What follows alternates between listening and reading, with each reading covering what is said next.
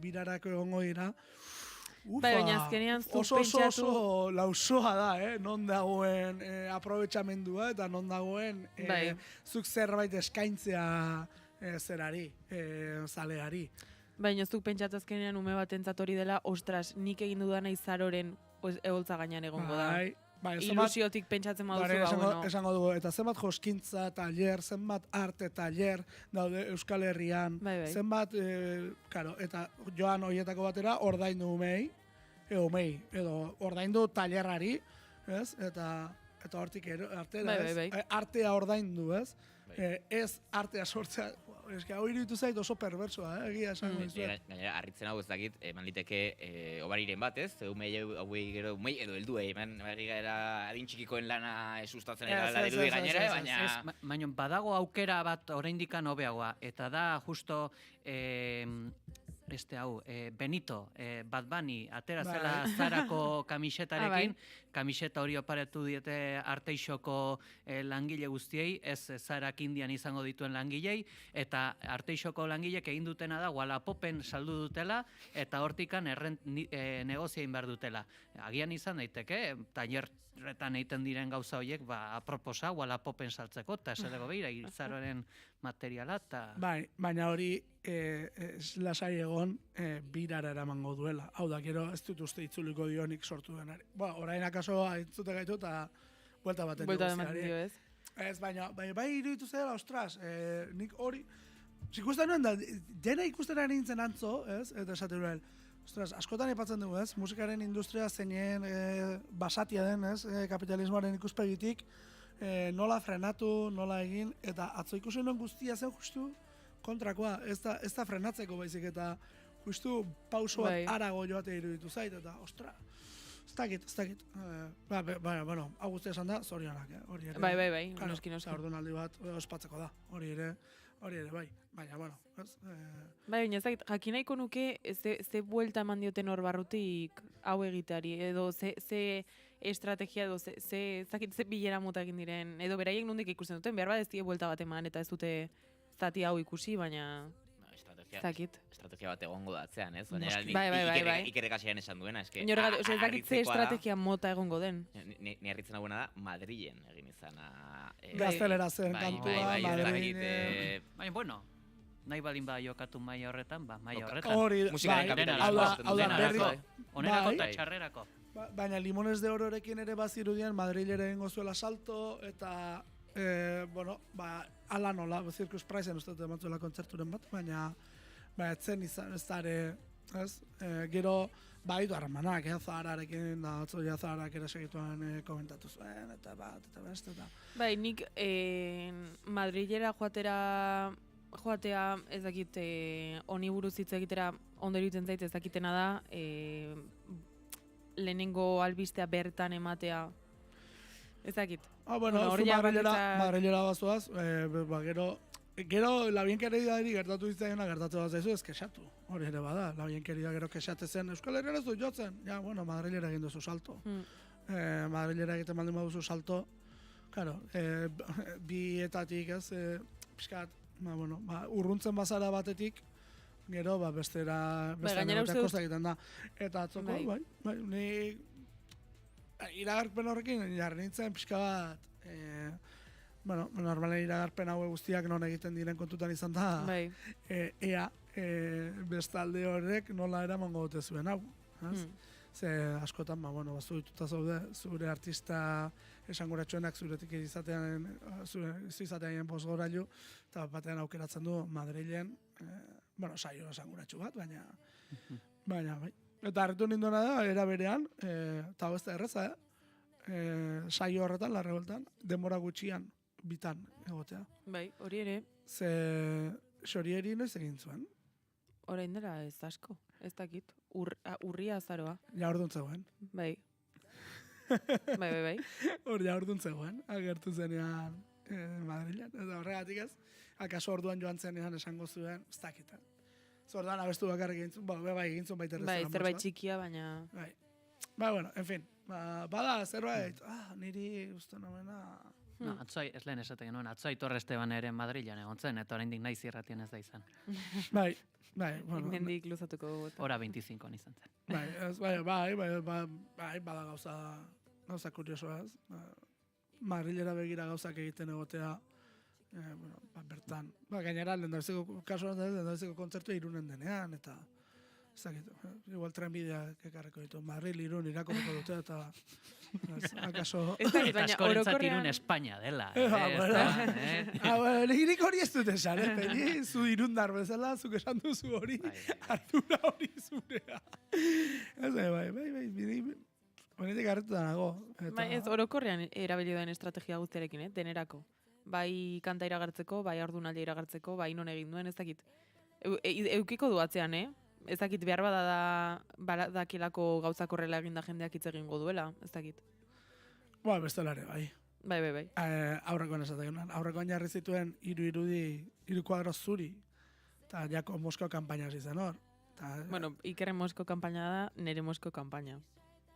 Ez Mosko kampaina bada hori. Bai. Zuk hiru kuadro zuri jartzen bat badituzu beste zer esan gabe. Eta gero ARK. Eta gero ARK.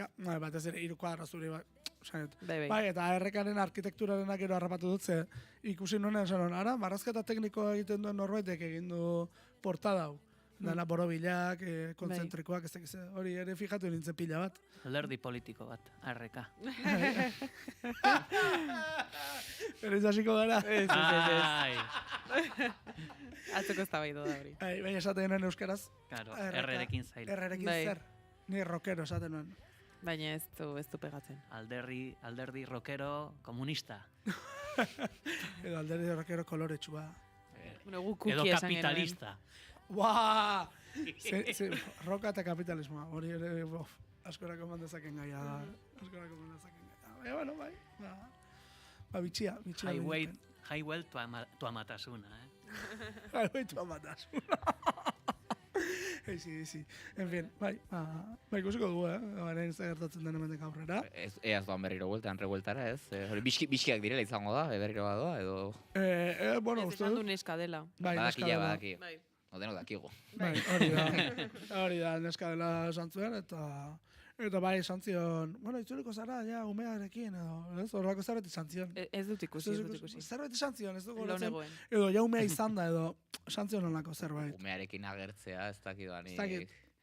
Hore, segunetan ez joaten zaren, umearekin joan beharko duzu. Besta gauza, umearekin ogoltzan agertzea. Hori, bronkano gainean nola den ikusita, nik enioke ume bat gertutziko gizon horri, Bueno, kaso hor... Bueno, olioarekin janeko, olioarekin bataio txiki bat. Onbile ingo da, Bueno, esateko, gero krisoni bota. Jaten duen, ez, broma. Bueno, Usten jomerko gara, interesgarria gaurkoa, ez datorren amatasun kasua, ez? Madrilen ez den bitartean. Bi behintzat ikusi ditugu. Dakigu Esteban ez dela izango, hori behintzat. Albistori ez dugu emango, bitxia izango litzake, behintzat. Bitxia izango litzake, hori da. Bai, harritzekoa. Ez deskartatu. Eta gaurko ipuñari tartea emango diogu. Aurrera, Joar. Gentilen molalekua.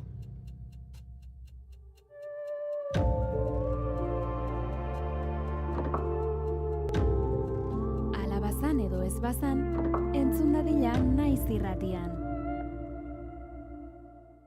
Behin, gau argi batean ilargia bete-bete zeuela, hantxe mendi gainetan gentilak elkartu ziren, zerbait egiteko asmoz, baina zitzaien bat ere okurritzen. Zer egin, asperto zeu, zer egin, zeringo jau, ez dakit ba, kristau batzuk jan, ez, igual beste gauza bat, zenik betetan neok, eta alaxe zeudela, beraien artean nagusienak esan zuen, lagunak, zerbait egin beharko dugu, ez aspertzeko ben, proposamenak, eta, kristau jan, ez, Jesus, kristauekin. Eta, ez dakit lasterka ibilimen dugu, lasterka, eta batek, badakit, bolotan arditu gaitezke, bolotan, egia, bolotan, eta nausiak esan zilean, ekarrazu armokila, eta armokila da, arrizko mokila, arrizko bola, bolotan, jolazteko, tantzen joan zen, gentil bat, pareko mendira, antxe zeuen arri borobil handi bat, milarroako arria, hartu zuen, eta berarik eraman zuen, eta nauzea ere esan zion. Hortok, bolie, milarrako arrie, hankaz gora jartzeko, innaduken guztie. Eta lase, hasi ziren bolotan, eta raka, mendikara, raka bola bota, eta bola bota, eta bola bakoitzean, pum, hainbat arbol, nik ipinako jo bota eskia, deiza ikusiko ekoren, eta raka benga arbolak, arotzak, paguak, dena pramba gaztainak orengoan, bomba, dena, eta behin, harriarekin hasi eta bota mantzuen nausiak, eta hau joan zen mendian bera, plumbo, arbolak eta dena berarekin eramaten, plumba. Eta gelditu baino lehen, azken arbola jo zuen, pap! Eta arbola kukin hartzain gaztearen gainen erori zen, paf! Eta hartzain gaztea, bertan, hilda, geratu zen. Gentila jetxi ziren, ikusi zutenean kukil hartzaina, hain maitagarria zuten hartzain hori, ze beraikin ondo portatzen baitzen. Ematen ziren ardi gazta, eta ardi esnea, bereekin egoten zen, eta oso tipo jatorra, zan zuten. Hau desgrazia, zerbait egin beharko dugu. Eta zizen kenduak ematen, sendatu nahian, batek ere hauza goko egin zion, Zeiteu, puztu pixka bat, puztu eta burua dakak. Eta, ezer. Eta handik pasatzen zen, alago mozolo bat, gaueko txori bat, esan zen, ze gentil oste, ze soinuta ze txistu, ben mutileilezkero, ezin leike piztu. Eta joan zen, joan zen, antzuaitz gain batera. Eta dena, nola liteke egila zin da piztu, mutil gizahua, guk hartzai bat behar dugu, eta erabaki zuten hartzai berri egitea beraiek.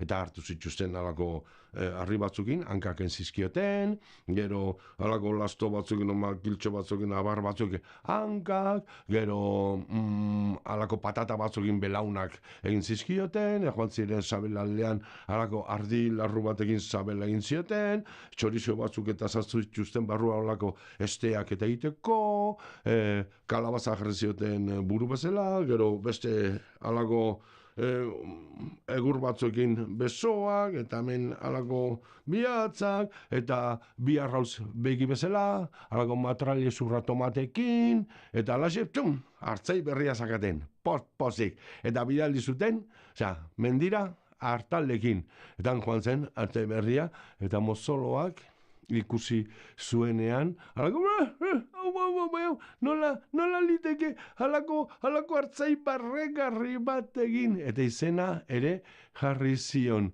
Mutil berezi, baina batzutan ere beste izen batekin ezagutzen dugu. Txorimaloa, eta zautu duzue, halako hartzai gazte bat, txorimaloa, ikusi duzue mendian, ez, bai? Galditu historia hau, eta ikusiko duzuen nola egi berdaderoa den. Gipuzkoako Foru Aldundiaren eta Donostiako Udalaren laguntzarekin ekoiztutako saioa.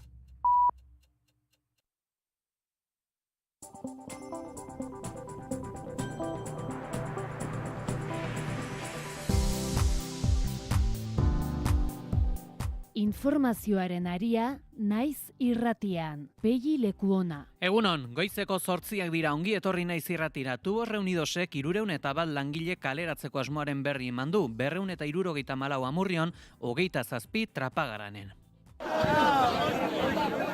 Lander Martínez, egunon. Egunon bai, langilei babesa agertzearekin batera enpresaren jarduna eta enplegua bermatuko duen bideragarritasun plan bat posible dela berretsi dute Lakuak eta Araba zein Bizkaiko Foru Aldundiek. Mikel Jauregi, Industria sailburua. Tubos Reunidosek duen zorrak asko kezkatzen gaitu eta guztion laguntzarekin zorra berregiratu behar dugu. Gure eredua lankidetza publiko-pribatua da, eta etorkizuneko industria proiektu sendo bat babestuko dugu. Kubak hegazkin konpainei ohartarazi die erregairi gabe geldituko direla eta Ameriketako Estatu Batuen setio ekonomikoaren ondorioz. Air Kanadak bertan bera utzi ditu jada hegaldiak eta Air Europak ala Iberiak Santo Domingon erregai hartzeko geldialdia egingo dute. Orain artean, airelineek erregai gabezia Mexiko eta ala Dominikar Errepublikan eskalak eginez konpondu dute, hala ere murrizketek eragin zuzena izango dute Kubako turismoan eta honen baitan lortzen diren irabazietan. Cisjordaniako lurra kontrolatu eta bereganatzeko legealdaketaren aurrean kezka sakona adirazi du Antonio Guterres Nazio Batuen erakundeko idazkari nagusiak.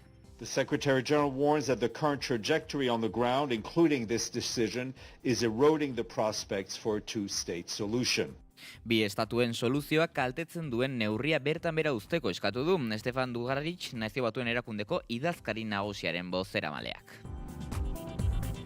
Gurera itzulita bi ekitaldik aldarrikatuko dute aurten 50. urteurrenean Gasteizko San Francisco elizan polizia espainolak hildako 5 langileen memoria. Egia, justizia, erreparazio eta ez errepikatzeko bermea defendatzea izango du ardatz memoria antolakuntza borroka lelopean antolaturiko mobilizazioak. Ela, Lab, ESK eta Estela sindikatuek eta elkarteak nabarmendu dutenez, orain erakunde guztiek argazkia bertan ateratzen badute ere behin eta berriz kendu zuten eta ondoren biktimek izan zuten anztura instituzional bera jasan zuten, Labeko Garbine Aranburu. Martxoaren 3 guztiak oroitzeko eta omentzeko eguna izango da. Estatuaren indarkeria pairatu zuten pertsona guztiak gogoratuko ditugu. Eta Donostiako udalak bat egin du Lakuako exekutiboko segurtasun sailak ezarritako irizpidearekin eta atxilotuen jatorriaren berri ere emango dute. Jon Insausti alkateak horixe bera baieztatu du EITB-en.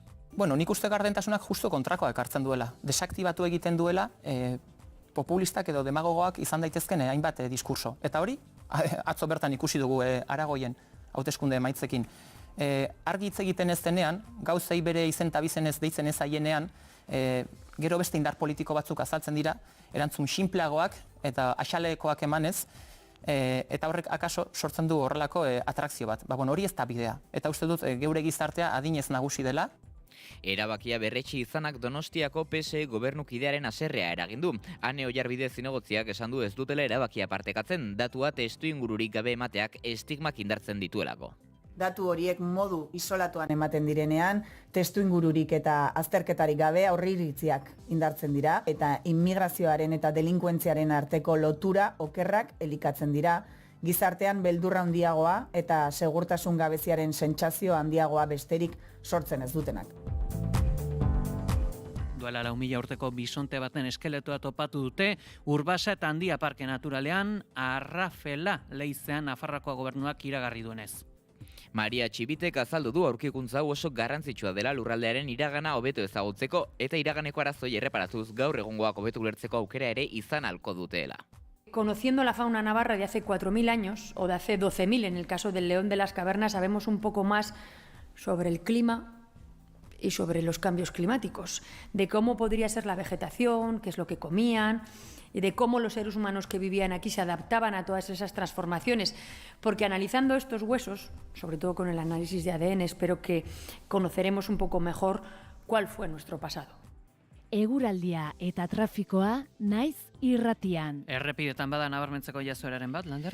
Aipatzeko dugu ohiko autopilaketak daudela Bilbo inguruan, Leioan, Barakaldon eta Galdakaoko sarreretan ez dugu bestelakorik. Adibide beraz puntu horietatik igaro behar izan ez gero, eguraldiari dagokionez gaurko honetan temperaturek goranzko joera izango dute, eguraldiaren ondik norako guztiak, Ikerri Barluzeak. Giro lasaiarekin hasiko dugu asteartea, baina arratsaldean eguraldiak okerrera egingo du. Egun sentian, bereziki lurralderen ipar-ekialdean, Nafarro ipar partean eta iparralden, eukizaparradaren bat edo beste izango bada ere, goizeko lehen orduan atertu egingo du, eta lurralde osoan giro lasaia nagusituko da goizean zehar, naiz eta zeruan odoiak nagusi izan, arratsaldetik aurrera ordea edo eguerditik aurrera ordea, jada euri giroa nagusitzen hasiko da.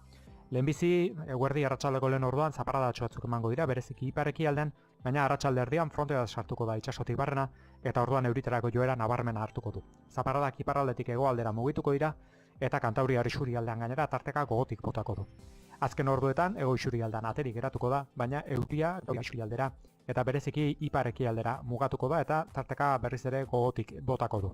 Haizeak fronte iritsi bitartean ego mendebaldetik eta harro joko du, frontearekin batera ipar mendebaldera aldatuko da eta azken orduetan mendebaldetik finkatu eta indar hartuko du, Temperatura minimoek eta maximoek goraka jarraituko dute eta balore epelak neurtuko dira, minimoak 6 eta 12 gradu bitartean errendituko dira, maximoak Kantabriar isurialdean 16 eta 20 gradu bitartean, eta Hego Isurian 14 eta 17 gradu bitartean, temperatura freskoenak edo Araba eta Nafarroa erdialdean neurtuko dira, altuenak aldiz kostaldean. Jorra Izpurua teknikan, otsailak 10 da asteartea. Informazioaren aria.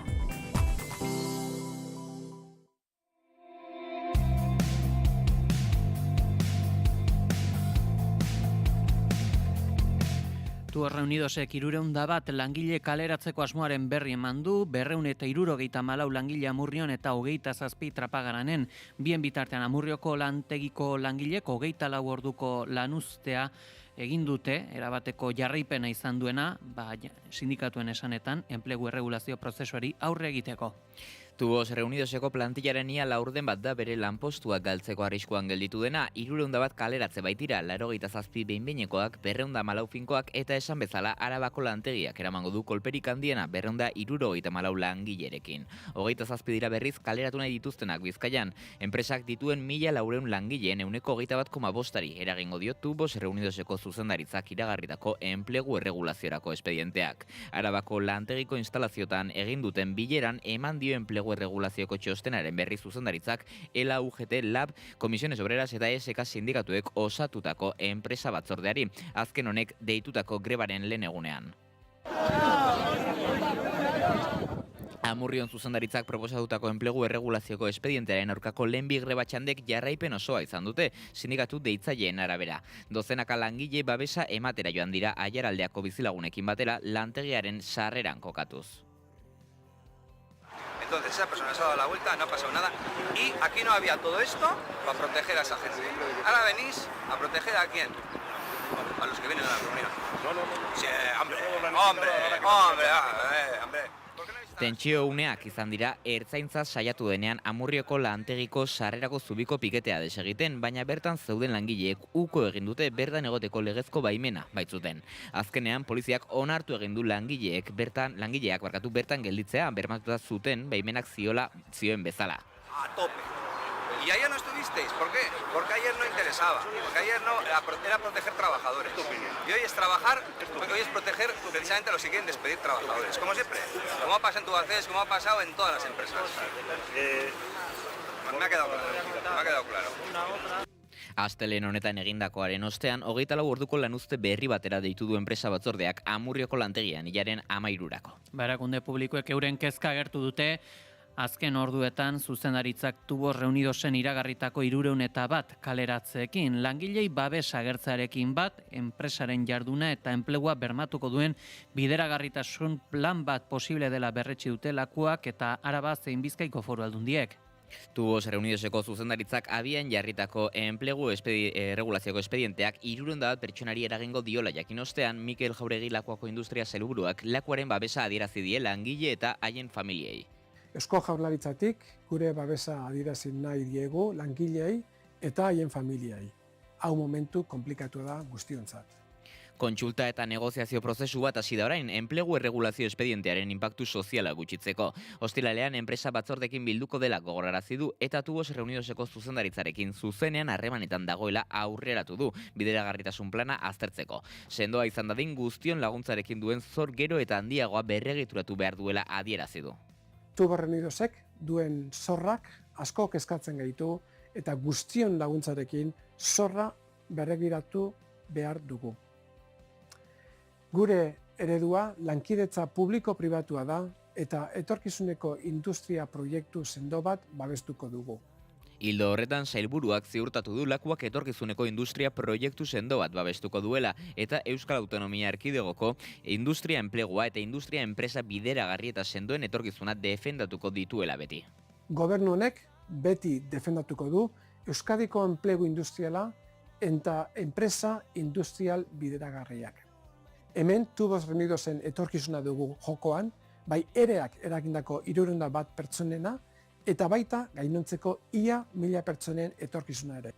Bestalde, Mikel Torres bigarren lehendakari orde eta lan kontseilariak adierazi duenez Tubos Reunidosen enplegu erregulazioko espedientea Donald Trumpen muga zergen politikak, ekonomiari eta enpleguari eragingo dizkion kalte handien lehen erakusletako bat da. En ese sentido, lo primero, esperando y por parte del Gobierno vasco que tenga la menor afección posible al empleo, que sean unas salidas sobre todo no traumáticas. Behin kaleratzeak iragarrita, espero dut Torresek enpresak ekiditea alden einean kaleratze traumatikoak izatea. Gainera, Ainara Basurko Bizkaiko ekonomia sustapeneko diputatuak ohartarazi du Tubos Reunidosen biziraupena lortzeko gakoa etorkizuneko proiektu industrial bat definitzea dela. Aste hau garrantzitsua izango dela esan du, aztertzeko eta informazio asko partekatzeko, baina gakoa etorkizunean langileengan ahalik eta eragin txikiena izatea espero duen proiektu industrial bat definitzea izango dela. Una de las prioridades en este momento es, sin duda alguna, buscar soluciones ante el elevado nivel de deuda de la empresa, para lo cual hacemos un llamamiento a que los principales acreedores y socios financieros de Tubos Reunidos se sumen a este acuerdo por la viabilidad de la empresa. Ramiro González Arabako aldun nagusiak azpimarratu du enplegu erregulazioko espedientea kolpea dela gaizki pasatzen ari den eskualde batentzat eta lehentasuna enpresaren eta langileen etorkizuna bermatzea izan behar duela. Amurrioko udalean ere atsekabean nagusitu da. Teníamos un poco la esperanza de que se fuese al mínimo legal, ¿no? Que es el 10%, pues esto prácticamente casi, ha duplicado esas cifras. Y bueno, pues malas noticias para Amurrio, para la comarca, pues todavía incluso más preocupados que ayer. Txerra Molinuego alkateak ITBri azaldu dionez, kolpea esperotakoa baino handiagoa izan da, herrian eta eskualde osoan nabarituko dela nabarmenduz. Eta Renfen ala Adifen deituriko greba bertan bera gelditu da, sindikatuak eta Moncloak lortutako akordioaren ostean. Espainiar estatuan izandako azken istripuen ostean, segurtasuna hobetzeko deitu dute greba sindikatuek eta asteazkenera luzatzeko helburuarekin egon da. Sektorean gehiengoa duten Komisiones Obrera SUGT eta SEMAF makinisten sindikatuak baieztatu dute akordioa, ministeritzak ziurtatu du langileen ordezkarien adierazpen eta aldarrikapenak bere egin dituztela. Sindikatuek ere historikotzat jo dute akordioa, eta orain, inbertsioan, mantentzelanetan baliatzen den dirua bikoiztu egingo dute eta plantillan ere, zabalpena burutuko dute akordionen ostean. Aurretik, Renfeko iturri jakinarazi dute, atzo, ezarri ziren gutxineko zerbitzu ia guztiak bete zirela eta eragina dezenteko izan dela, 50%aren bueltan Hego Euskal Herriko tren zerbitzuetan. Eta lan kontutik jarraitu beharra dugu, izan ere, 26% arteko soldata igoera lortu ditu ELA sindikatua Congelados de Navarra enpresan hitzarmen propia sinatuta. Orain arte UGT eta Komisiones Obrera zen eskutik estatu mailakoa ezartzen zen, marko hori apurtzearen garrantzia nabarmendu du ELAk. Congelados de Navarrako hitzarmen berriaren baitan 3 urtetan lanaldia 28 ordu laburtuko da, hau da, lan egiteko 3 egun eta erdi gutxiago izango dira. Lantalde guztiak izango ditu bestalde hobekuntzak lizentzietan eta baimen berezietan eta 1.200 euro gordineko sari bat jasoko du hitzarmena sinatzean. Halaber, ELAk 400 euroko fideltasun sari bat lortu du. Berau, 2027ko urtarrilaren batetik aurrera ordainduko zaio enpresan 4 urte baino gehiago daraman jendeari. Bestalde, adostu da hitzarmenaren ultraaktibitatea eta inaplikazio klausula bat indargabetu ez den lan erreformatik blindatzen duena. Eta aipatuko dugu baita ere pentsioen blindatzea defendatzeko 14.000 sinadura eman dizkiola MERP pentsioen blindatzeko mahai estatalak arartekoari. Pentsioak konstituzioak indartzea eta hauek oinarrizko eskubide bezala aitortzea eskatu dute. Plataforma sozialaren arabera kezkagarria den testuinguru ekonomiko honetan beharrezkoa da pentsioen blindatze konstituzionala eskatzea. Florencio Moreno, Euskal Autonomia Erkidego MERPeko bozeramaileak eskatu du pentsioen indartzea oinarrizko eskubideen artean egon behar duela. Lo que pretendemos es, mirando al futuro, no solamente a nosotros, sino a las generaciones que vienen detrás, es que debería estar asegurado como derecho fundamental en el capítulo de derechos fundamentales de la Constitución. Y esa es nuestra reivindicación y por eso recogemos firmas. Moreno aipatu du neurri hau garrantzitsua dela edozein gobernuren partetik pentsioen privatizazioa ekiditzeko. Lo fundamental es que sea reconocido como derecho fundamental, para que ningún gobierno, que así más o menos dice el texto que se pretende introducir, ningún gobierno actual o futuro pueda recortar ni privatizar el sistema público de pensiones. Tiene que preocuparse por mantener el poder adquisitivo de las mismas. MERPeko bozeramaileak azaldu du gainera 14.000 sinadura hauek jaso dituzten azkenak direla eta Espainiar estatu mailan 4 milioi lortzeko bidean daudela. Informazioaren aria.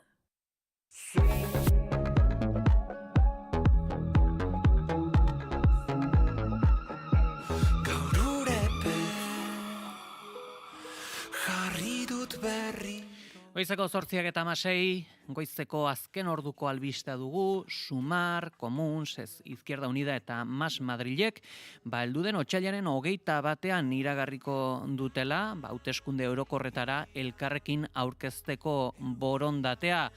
Zehazki, ekitaldia aurrikusi dute, heldu den otsailaren 21 Madrilen larunbatan eta 4 formazio politiko hauek batasuna irudikatu nahi izango dute eta baita ere PSOEren ezkerraren espazioa hartzen dutela. Soilikan data bat falta zen zehazteko proiektu berri hau bideratu alizateko Sumar mugimenduaren koalizioa ere bazena, gaurkoz alderdi politiko hauek Sumarren baitako talde parlamentarioan sartuak daude, ikusteke dago ere zer gertatuko ote den, esaterako txunta edota baita ere konpromis alderdiekin, gaurkoz talde parlamentario horren parte direlarik, baina oraingoz behintzat baieztatu daitekena da Sumar, Mas Madrid, Izquierda Unida eta Comuns mugimendua izango direla, ezker alternatiboa sustatu nahi duten horiek, eta zazki, aurrikusten dena da, konfluentzia hori berretsi nahi izan dutela hauteskunden ostean. Beraz, hauxe, azken ordukoa, otsailaren 21, orduan izango dugu, talde eraketa batasun honen berri. Eta aipatu beharra dugu ere, Kubak hegazkin konpainiei ohartarazi diela, erregairik gabe gelditu direla Ameriketako Estatu Batuen setio ekonomikoaren ondorioz. Air Kanadak bertan bera utzi ditu hegaldiak eta Air Europa ala Iberiak Santo Domingon erregai hartzeko geldialdiak egingo dituzte. Oinetz Aizpuru, egunon? Egunon Peleta entzuleak, orain artean aerolinek erregai berezia edo gabezi hori Mexiko ala Dominikar Republikan eskalak eginez konpondu dute. Hala ere murrizketek eragin zuzena izango dute Kubako turismoan eta honen baitan izaten diren irabazietan. Nadie puede ser omiso a la situación que está viviendo en este momento el pueblo de Cuba por las sanciones que se están imponiendo a cualquier país que envíe petróleo por parte de Estados Unidos de una manera muy injusta.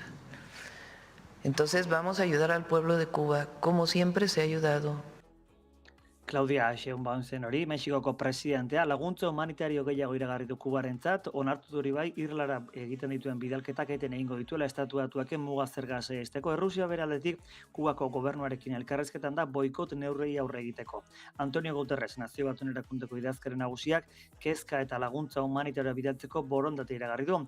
Stefan Dujarric, Nazio Batuen Erakundeko idazkari nagusiaren bozeramalea. Is working with the government to provide more support, including food, water, sanitation, and healthcare. We are concerned about the growing fuel shortages and their impact on people. Eta Zisjordaniako lurra kontrolatu eta bereganatzeko lege aldaketaren aurrean, kezka sakon adirazi du Antonio Guterres Nazio Batuen Erakundeko idazkari nagusiak. The Secretary General is gravely concerned by the reported decision of the Israeli Security Cabinet to authorize a series of administrative and enforcement measures in Area A and Area B of the occupied West Bank. Bi estatuen soluzioak kaltetzen duen neurria bertan bera usteko eskatu du Dujarritzek Nazio Batuen Erakundeko idazkari nagusiaren bozeramaleak. The Secretary General warns that the current trajectory on the ground, including this decision, is eroding the prospects for a two-state solution. Agintari Portugaldarra gogorarazi duenez, Israel Zisjordanen eta ekialdeko Jerusalemen dituen gune okupatu guztiek eta hori loturiko erregimenak eta azpigiturak ez dute legezkotasunik eta nazioarteko zuzenbidea urratzen dute Nazio Batuen ebazpenak barne. Eta azken ordu hauetan ere Keir Starmer Erresuma Batuko lan ministroaren konfiantzazko aholkulariak dimisioa aurkeztu du. Alderdi laboristaren bueltan eztabaida handia dago eta Eskoziako laboristen buruak Anas Sarwarrek Starmerrek dimititu egin beharko lukela ere esan du. Peter Mandelson, Estatu Batuetako enbaxadore ohiak, Jeffrey Epstein pederaztarekin harremana zituela zabalduta azken orduetan eta horrek hautsak arrotu ditu gobernuaren buelta. Momentuz Keir Starmer lehen ministroa babestu dute bere gobernukide eta ministroek. Alderdi laboristaren ingune eta bereziki Anas Sarwar Eskoziako buruak eskatu zuzenean Starmerren dimisioa. Kontu da maiatzaren 7an hauteskunde autonomikoa dituztela Eskozia eta Downing Streeten hartzen diren erabakiek eragin zuzena dutela. Alderdi laborista ez duela hildo nazional garbirik eta horrek Eskoziako alderdi nazionalistaren agintearen 3. hamarkada daramatzala diotea. Hain zuzen, inkestek Eskozian S&Pk botoen 22% inguru izango dituela diotea, Reform UK eskuin muturrekoak 20%, Alderdi Laboristak 16% eta Kontserbadorek 11%. Mandelson 2025ko hasieran izendatu zuten Estatu Batuetako enbaxadorea, baina irailean Epstein pederaztarekin harremanak zituela jakin zenean kanporatu zuten. Hori bai, hori jakinagatik ere bere kargoa mantendu zuen astelehenean Starmerrek eta bere albokoa konfidentzazko aholkulariak dimisioa eman du orain. Eskerrik asko Oñatz. Bai, gero arte.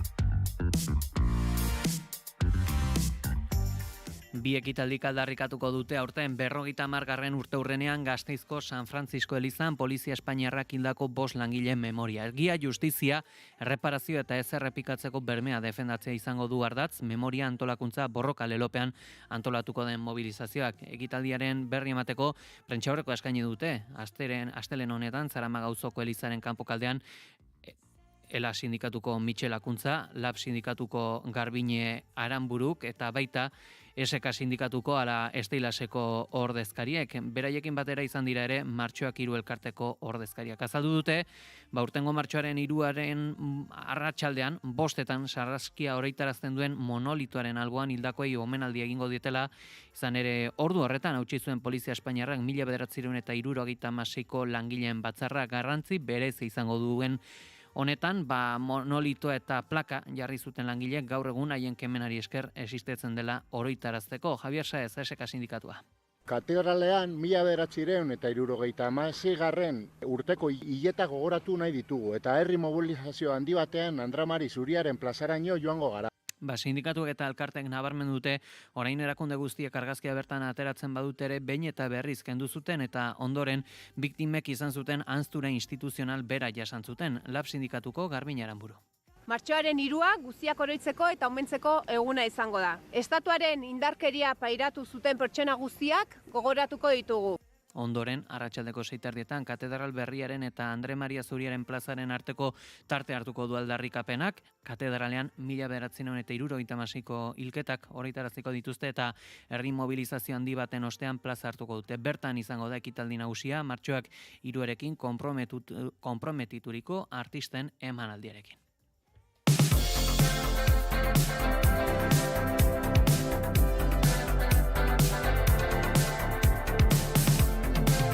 Eta Donostiako udalak bat egin du Lakuako Gobernuko Segurtasun Sailak ezarritako irizpidekin eta atxilotuen jatorriaren berri ere emango dute aurrerantzean. Horixe bera azaldu du Jon Insaustik.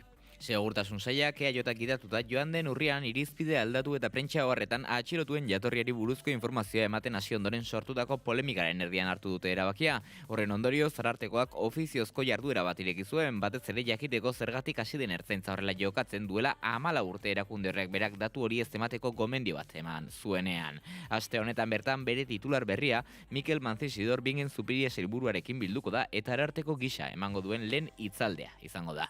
Bilera horri aurre hartuta, orain Donostiako udalak aurreratu du datua bere komunikazioetan sartzea erabaki duela, Jon Insausti alkateak EITBn egin dioten elkarrizketan baieztatu duenez.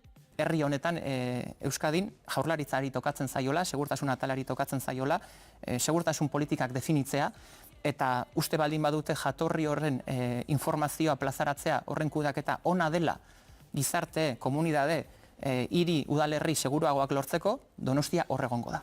Zalantzarik ez, eta horrek sendotu indartu egiten badu Euskal Poliziaren eredua, Donostiare horregonko da, zalantzarik gabe. Bilboko eta Gasteizko udalek atxilotuen jatorriaren berri ematea baztertu dute, ez dutela nahi den ematen argudiatuta edo zuzenean estigmatizazioa sustatzen duelako. Kontrakoa, gardentasuna ari direla bultzatzen uste du Donostiako alkateak.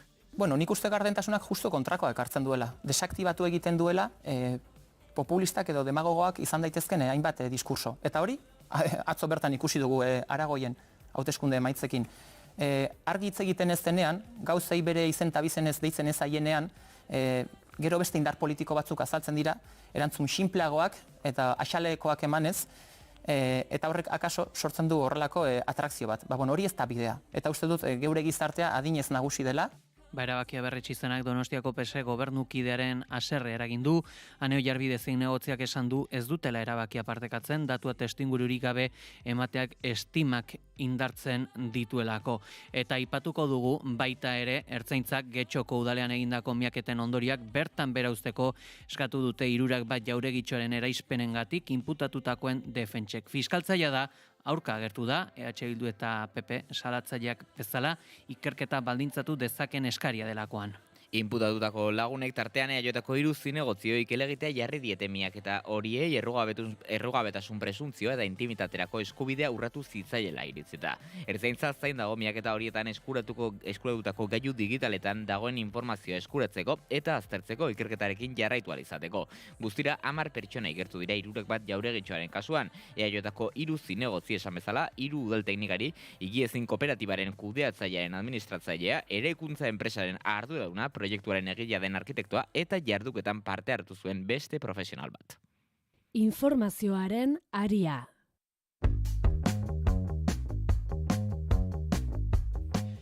Goizeko 8:27 Euskal Diaspora albiste dugu. Ameriketako estatu batuetako Idaho estatuan euskal jatorriko biztanle ugari daudelarik eta Boise hirian esaterako jaialdi ospatzen dutelarik, halakoetan noski ikurrinak protagonismo handia izaten du eta Boiseko udaletxean jartzeko ohitura ere badute. Orain hau debekatzeko egitasmoa martxan jarri dute Idaho estatuko ordezkarien ganberan. Itxaso Leon. Aferaren jatorria ez da Donald Trump presidentearen alderdi errepublikanoak ikurrinari berezko gorrotorik dionik. Loren McLean Boiseko alkate demokratak LGTBIQ+ bandera jarri zuen udaletxean Trumpen aldekoak haserre bizian ziren eta eraikin ofizialetan zein bandera jarri ahalko diren adieraziko duen legea bultzatzeari ekin zioten. Gauzak horrela, LGTBIQ+ banderaren kontra ez ezik beste ikur batzuen kontra ere egin zuten trumpistek. Hoien artean ikurrinaren debekua eskatzen du Ted Hill hautetsi errepublikanoak bultzatzen duen egitasmoak. Nafarroako simboloen legea gogora ekartzen duen Idahoko errepublikanoen egitasmoak ikurrina paratzea debekatzen du Palestinakoarekin batera. Eraikin ofizialetan jarri halko diren bandera bakarrak Ameriketako estatu batuetakoa, Idaho estatukoa, armadaren ofizialak onartutako jatorrizko herrien banderak hirikoa eta konterrikoa dira. The American flag, state flags, official military flags, including the POW MIA flag, recognized tribal flags, and there's 4 of those in this state. Official flag of the Idaho University or College. Here's the big change, was allow flags of city or county flags established before January 1st, 2023. Hasiera batean, Idahoan euskal komunitateak duen garrantzia kontuan harturik ikurrina ere baimendutako banderen artean jasotzea pentsatu zuten errepublikanoek, baina aukera hori baztertu eta debekuaren alde egin zuten. Trumpen ildotik jarraituz, Hillek ederrak bota zituen. Ikurrina bandera iraultzailea dela aldarrikatuz. Euskal lurraldean izana dela esan zuen eta hori zela eta keramaten zuen bandera. Espainiako estatuan debekatuta dagoela gaineratu zuen. It is not a recognized nation-state flag. It is actually a revolutionary flag. I've been to Basque Land, spent some time, and there's been the ETA, and that is what they fly. It's illegal to fly that flag in Spain, by the way. So I thought it would be crossing the line because then the Palestinian flag should be allowed. Okay, and some other flag. That's the line to draw. Ikurrina edo debekaturiko beste banderaren bat jartzen bada eguneko $2,000 isun aurre ikusten du errepublikanoen egitasmoak.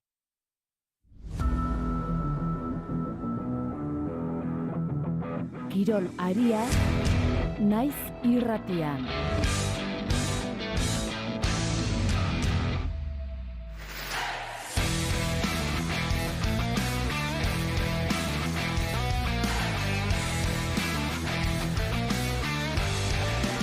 Zortzitardiak, Janko, 2026ko Behobia Donostia lasterketa herrikoian parte hartzeko izen emateak aldaketak izango ditu. Eta orain arte moduan, azken 5 urtetatik 3 parte hartu dutenek lehenago izango dute izena emateko aukera.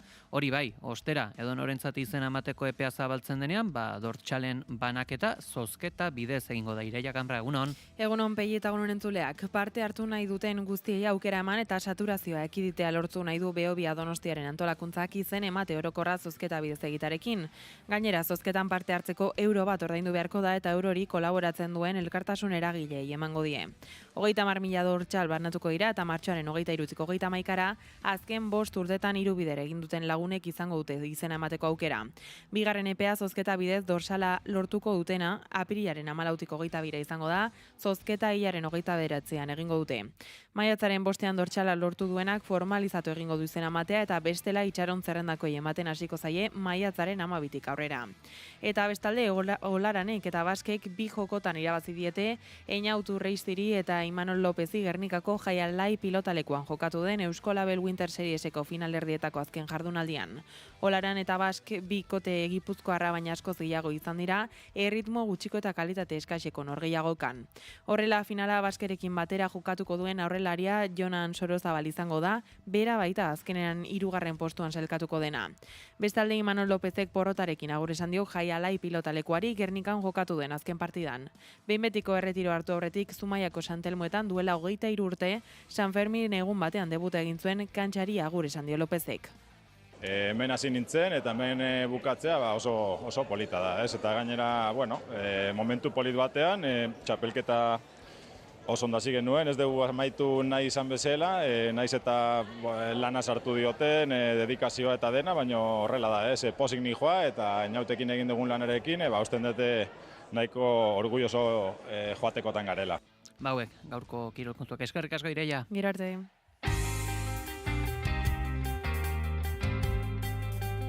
Duela 4.000 urteko bisonte baten eskeletoa topatu dute Urbasa eta Handia Parke Naturalean, Arrafela leitzean Nafarroko gobernuak iragarri duenez. Aitor Prieto. Maria Txibite lehendakariak eta Rebekas Naola Kultur Kontseilariak egin dute iragarpena, eta azaldu dute bisonte ale ia osoa dela, irrati karbono bidez datatua, eta aurkikuntzaren testuingurua kalkolitoaren amaieran kokatzen duela 4.000 urte inguru. Litekeena da bisonte europarra izatea, DNA analizien bidez baiestatzeke dagoen datua. Nola nahi ere, nabarmendu dute aurkikuntza bakarra dela Iberiar penintsulan. Izan ere, Europako bisonte baten aztarnak direla baiestatuz gero, animalia mota horren lehen evidentzia izango litzateke.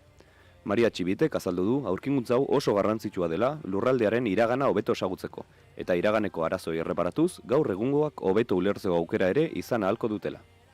Conociendo la fauna navarra de hace 4.000 años, o de hace 12.000 en el caso del león de las cavernas, sabemos un poco más sobre el clima y sobre los cambios climáticos, de cómo podría ser la vegetación, qué es lo que comían, y de cómo los seres humanos que vivían aquí se adaptaban a todas esas transformaciones. Porque analizando estos huesos, sobre todo con el análisis de ADN, espero que conoceremos un poco mejor cuál fue nuestro pasado. Nafarroako lehendakariak, gainera, zientziaren garrantzia goraipatu nahi izan du. Honi esker, iragana simplifikatzen duten teoria faltsuak ezeztatu ahal direlako. Y sobre todo porque dando voz a la ciencia, que son pues, los que han intervenido antes que yo, acallamos relatos falsos, esos que nos hablan de un pasado simplificado o directamente un pasado inventado. Aurkikuntza berri horrek adierazten du herrialdeko kakolito populazioek orain arte ezagutzen zirenak baino animalia espezie gehiagorekin esku hartu zutela, eta beharrezkoa dela kronologia horien bilduma arkeologikoak berrikustea. Duela 4.000 urte inguruko nekazarien eta abeltzainen populazioek harrapatutako ale berriak detektatzen saiatzeko. Ikerketa 2024an hasi zen. Ikertzaileek egiaztatu ondoren hondakinak ez zirela bobido arruntarenak.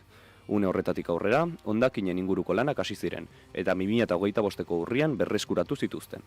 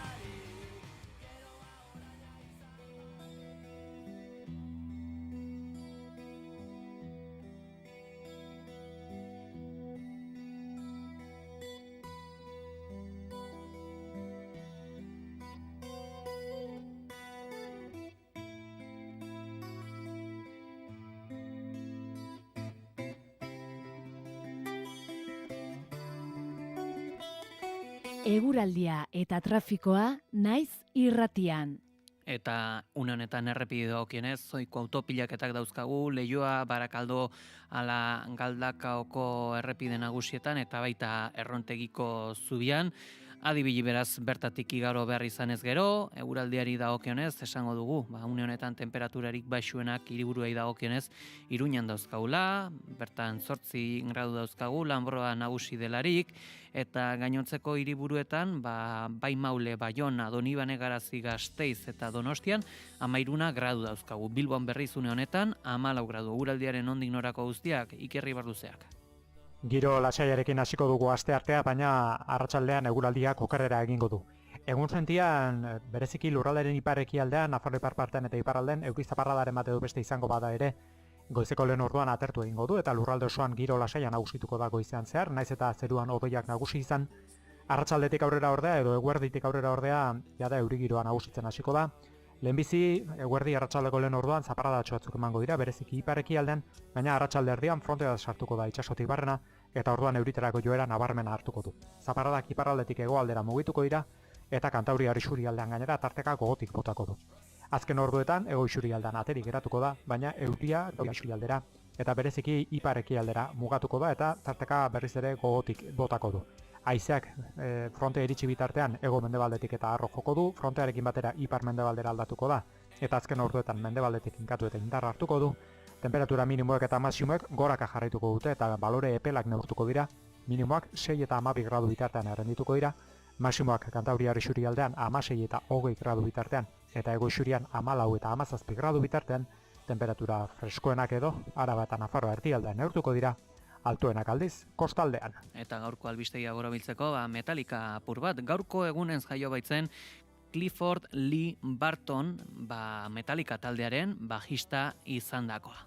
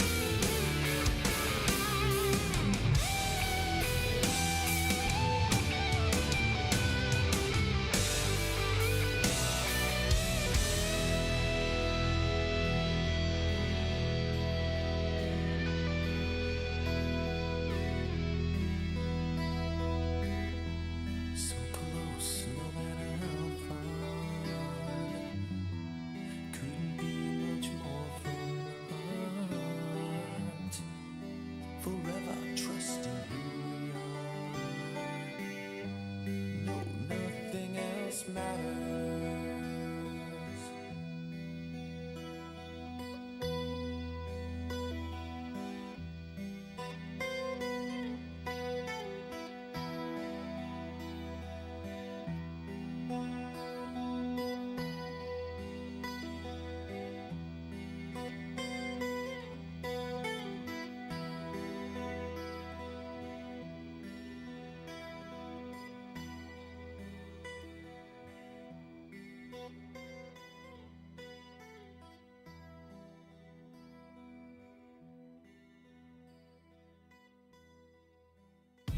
Zelai talasoterapia. Ura, 33 gradutan duen zirkuitu termala. Itzurungo hondartzatik zuzenean hartuta. Egunero zabalik. Gosaltzeko aukera, aldez aurretik enkargatuta. Plan ezin hobea, ingurune natural eta eder batean. Erreserbak 943 5-1-00 telefonoan edo 3wbikoitz.talasoterapiazelai.com webgunean.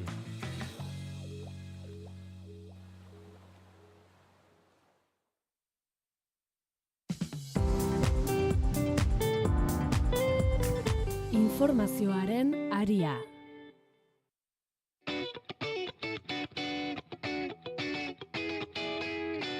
Goizeko 9:00 gutxi dagoneko, heldu zaigu analisi mailaren tenorea eta gaurko honetan Mikel Urdangarin filosofo eta kazetaria zein Eguzki Urteaga soziologaren laguntza izango dugu. Egunon, bikote? Egunon. Zer modu zaudete? Ondo. Ondo, pozten gara. Aipatuko dugu, Donostiako Aizepelkarteak kide bat kaleratu duela emakumeak sukaldera sartzen usteagatik. Kaleratua gelditu den bazkideak Irutxuloko hitzari esan dio bestelako arrazoi batzuengatik kanporatu dutela. Eta emakundek ere elkarteari gomendatu dio estatutuak alda ditzala. Lander, zer daki honi buruz? AIZP elkarteak bere estatutuaren espresuki jasotzen du soilik gizonak izan daitezkela bazkide eta baita ere emakumeak eta haurrak soilik sartu daitezkela elkartean barne araudian zehaztutako data, egoera eta baldintzetan. Kaleratutako bazkideak Euskadi Irratian kontatu du emakumeak laguntza eskaini ziola eta eztabaida piztu zela sukaldean zenbeste bazkide batekin. Familiako lenguzuen, emaztea jetxizien kaixo esatea, eta bueno, pues bai, eta bai, baten gainera esan zian, lagunuko dizut, eta nire, ondo jaztu, bai, sartu zukaldean, eta gerra bat enpanatzen, finion, hor bat zegoen, naritzakide bat, eta arreta dituztian, eta bueno, pues berarekin hasi nintzen diskutitzen. Honen ostean urtebeteko behin-behineko kaleratzea ebazi zuen elkarteko zuzendaritzak. Zigorra amaituta behin-betiko kaleratzea heldu da. Zuzendaritzak barne araudiko arau batzuk eta estatutuak urratu izana egotze dio. Testuinguru honetan kaleratuak jazotakoa emakundera eraman du. Emakumearen Euskal Institutuak elkarteari gomendatu dio beharrezkoak diren aldaketak egin ditzala estatutuetan zuzeneko diskriminazio argia desagerrarazteko. Elkarteak jazotakoa abokatuen esku utzi du. Ohar bidez jakinarazi du bazkidekiko errespetu falta, arauak eta bizikidetza jokabide desegokia eta difamazioa egon direla. Ondorio indartsuena kaso, emakunderena argi eta garbi esan du zuzeneko diskriminazioa argia desagerrarazi behar dela. Jakin nahi dugu, zer iruditzen zaizuen gomendio hau eta gertaturikoa. Mikel, zurekin hasiko era? Bai, uste dut, beraien estatutuek beraiek ez dutela inolako zalantzarako tarterik uzten, ez? Uste dut, merezi duela pasarte batzuk literalki irakurtzeak, ez? Jabetzeko. Dio, argi eta garbi, bazkidearen, hitz testuala dira, bazkidearen sarrera eskatzeko gizonezkoa izan behar da. Bazkide plaza bat utxik geratzen bada, hainbat arrazoirengatik, plaza huts hori gizon batek soi bete dezake, argi geratuz bada. Sozietatean sartzeko baimena ematen zaio, sozietatetik kanpoko gizonezko pertsona orori. Eta gero esaten du, emakumeak eta aurrak erreglamendu zezarretako data egoera eta baldintzetan bakarrik sartu ahal izango dira elkartean. Beraz, usteet, nahiko argi eta era errepikakor eta jarraitu eta esplizituan adierazten dela, hain zuzen ere, gizonentzako soilik dan elkarte bat dela, eta hor, argi eta garbi, diskriminazio bat dago, ez? Hor kurioso egiten zait, ez dakit etxeko sukaldean ere lege hori ezarriko luketen edo ez, askotan esan delako elkarte pribatua da, justo askotan kontrako fenomenoa gertatzen baita, ez? Beraz, kuriosoa da, ez? Eremu publikoan nola elkarteak soilik gizonen eremu esklusibo bezala ezarri nahi direnez. Eta gero hor nik zalantza bat sortzen zait, ez? Eta da, emakundek zenbait gomendio eman ditu, gomendioak dira, ez? Eta hor, erakunde publikoek halako espazio diskriminatzaileak albidetu ditzazketen edo ez, edo, zen neurri hartu ditzazketen gomendio ez arago, halako gertakariak errepikatu ez daitezen. Eguzki? Ulerria hitza da nola 2026an horrelako situazio batzuen aurrean aurkitu gaitezkenez. Horrek pentsarazten dit ere alardearekin zer gertatzen den, alegia konsideratzen da fenomeno edo alarde pribatua dela eta horrek ahalbidetuko luke azken finean erakunde edo elkarte horretako kideek nahiko luketena azken finean indarrean jartzea eta horren atzean dagoen kontua da emakumeen kontrako diskriminazioa. Esango genuke elkarte batek esango balu adibidez beltzak debekatuak daudela. Ezin dutela kideak izan. Jende guztiak onartuko luke hori diskriminatoria dela eta arrazakeri kasu bat dela, ez? Eta hori delitu bat da. Eta hori legeak ez luke permititu behar. Ulergaitza dena da nola gaur egun nola horrelako estatutoak aurkezten direlarik, presentatzen direlarik, nola administrazio publikoak berak onartzen dituen. Zeren argi dago elementu diskriminatorioa dela. Orduan, emakundek egin duen ebazpen hori logikoa da, baina argi dagona da legeak berak debekatu beharko lukeela horrelako diskriminazioa jartzea. Zeren ez pentsatuko genuke unibertsitatean edo osakidetzan edo beste edozein erakunde publiko ala pribatu batean kolektibo batzuk debekatuko balira.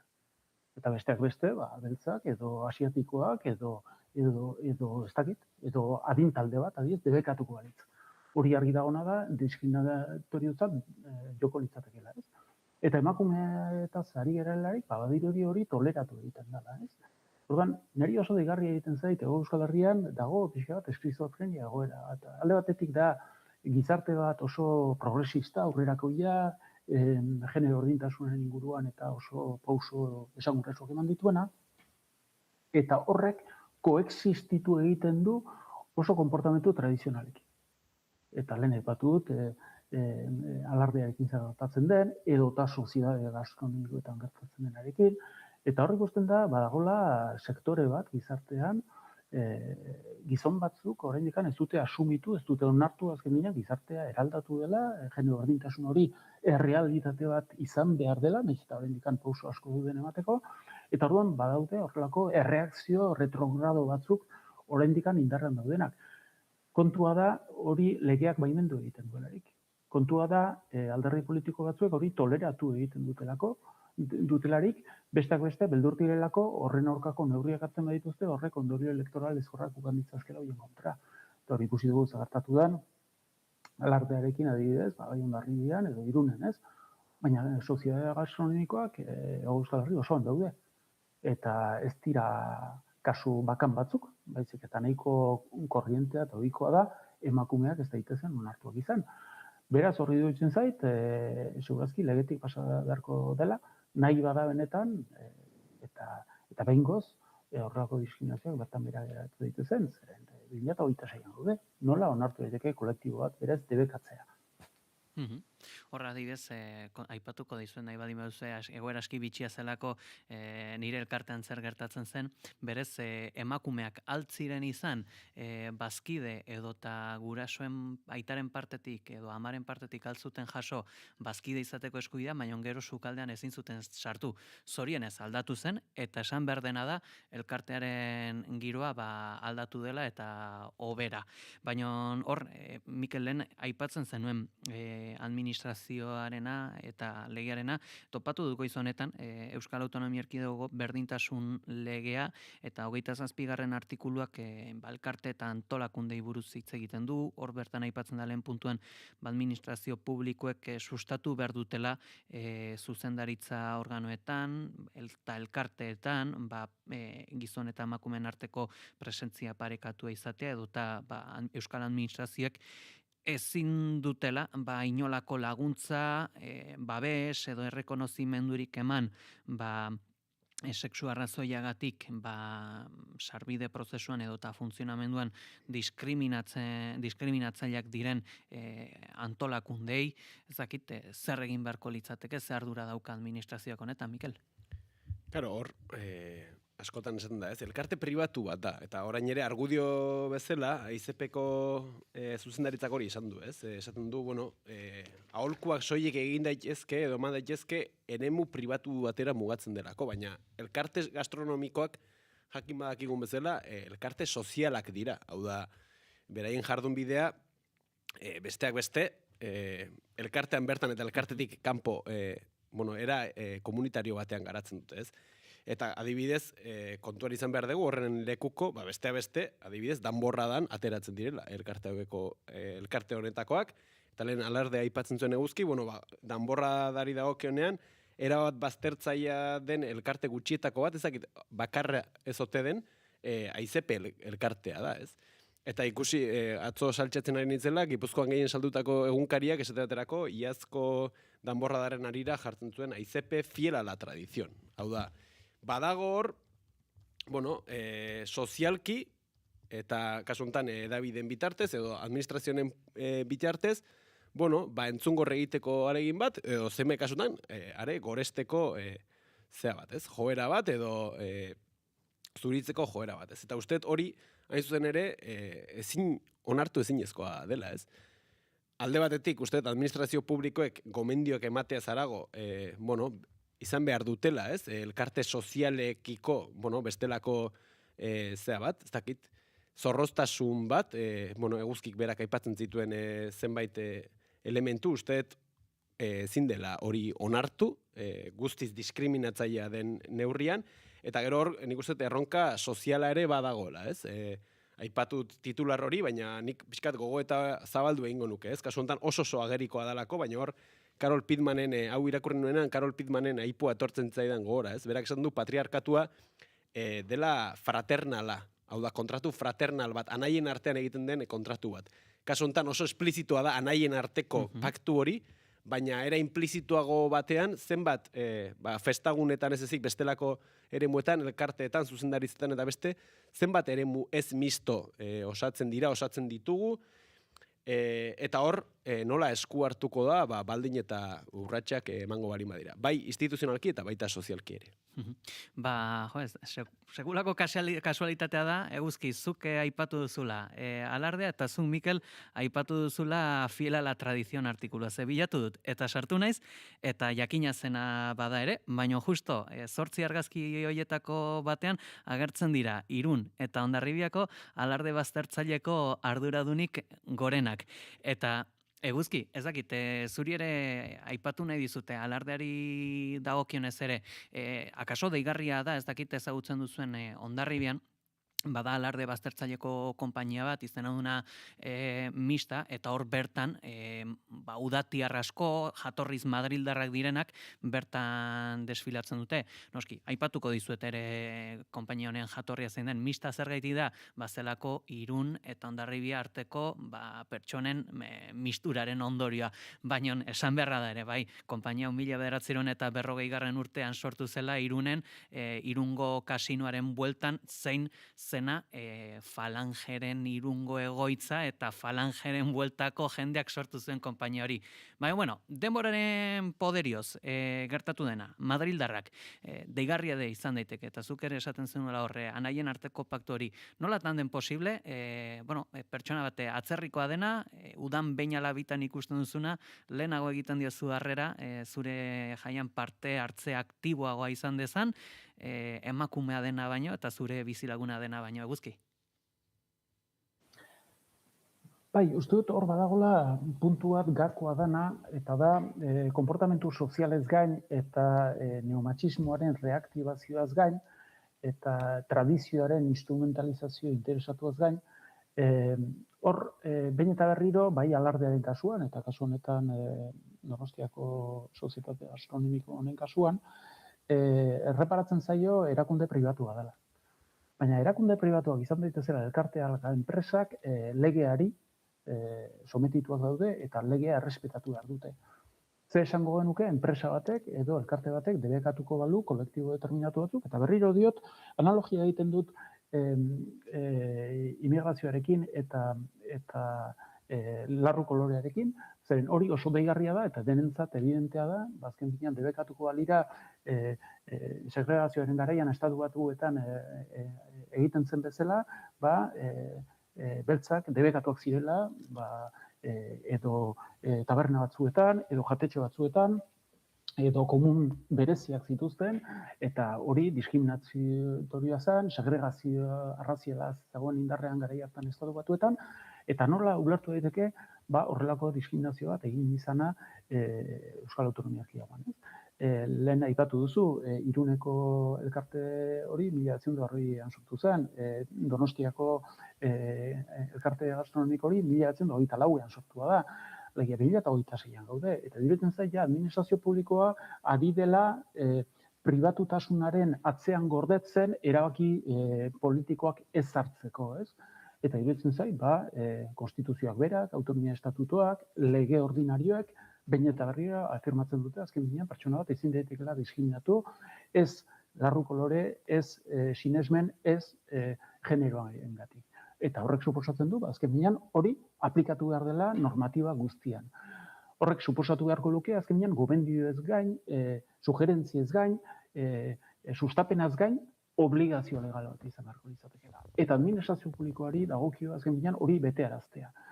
Eta iruditzen zait, alderdi ezberdinek, eta bereziki ezkerreko alderdiek, beharko luketela urrats bat eman, eta horrek, nuk esango ausorde politikoa eskatzen duela, ardura politikoa besterik ez du eskatzen.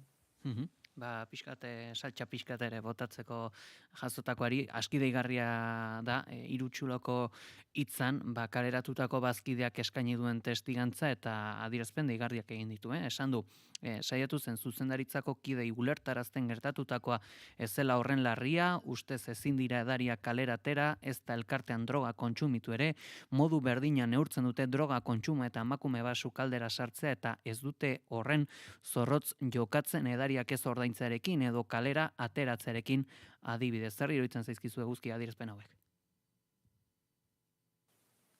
Oso deigarriak eta egia da kanpotik begiratuta oso txokanteak esango nuke, esan dut aterrizatu behar da gaur egungo gizartean, ikusi behar dira zein diren bai legeak eta zein diren nagusi diren printzipio eta baloreak gizarte demokratikoetan, beraz iruditzen zait hor aurrera pausoiek emateko premia dagoela, nik ikusten du zurtzia handia, bereziki alardiaren kasuan adibidez, Hondarribian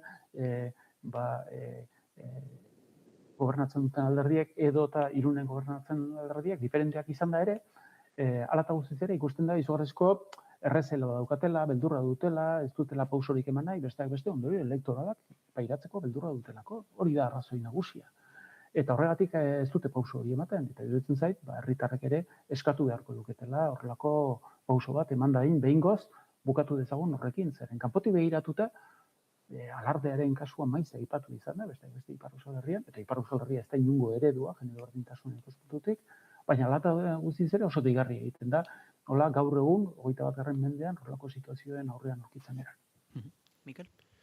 Bai, ezer gutxi daukat gehitzeko, guztiz bat nator guzkik esandakoarekin, eta, justo hitzako aipatu duzu, hor, tartean, hitzako kazetariari berari ere ohartarazten zioten azte ibili zedin eta zur ibili zedin zer esaten zuen eta zerrez, ondorioak izan zitzazkelako, ez? Eta usteet, halako elkartez ari garenean, beste, askotan botere guneekin ere ondo lotuta egon ohi diren elkarteaz ere ari garela, eta beraz, kontuan izan behar dela, balen esaten genuen hortatik, hau da, esaten da, erakunde pribatua direla, baina botere gunean, amaraun instituzional sozial horretan ederki kokatutako elkarteak dira, eta beraz, hortik heldu behartzaio, hain zuen ere, halako, jokaleku diskriminatorio bat ezarri ez dezaten.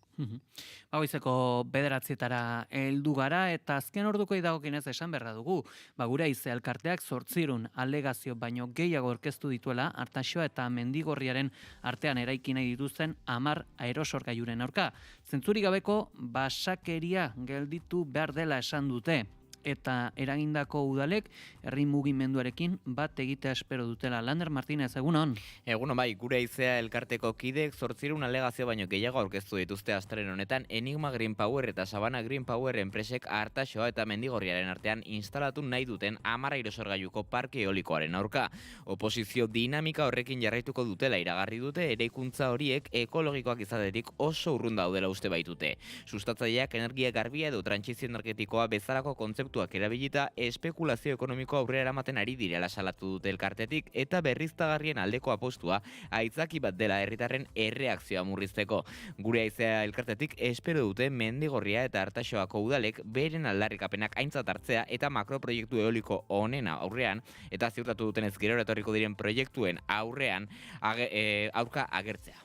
Eta aipatuko dugu baita ere Ertzaintza ikertzen ari dela, Leioako etxe bizitza batean hilik topatu duten gizon baten eriotza. Larun batean jaso zen hau, baino goiz honetan jakinarazi du Lakuako segurtasun sailak esandakoa. Leioako etxe bizitza batean hilik topatu zuela Ertzaintzak larun batean gizonezko bat eta otsailaren 10 honetako nondik norakoak ere ezagutzeko gurekin da Itxaso Leon, egunon. Kaixo egunon, peie egunon entzule guztiei ere, politika kontuekin abiatuko ditugu astearte honetako aurre ikuspenak. Lakuako gobernu kontseiluan Maria Ubarretxenak eta Bingen Zupiriak hartuko dute hitza.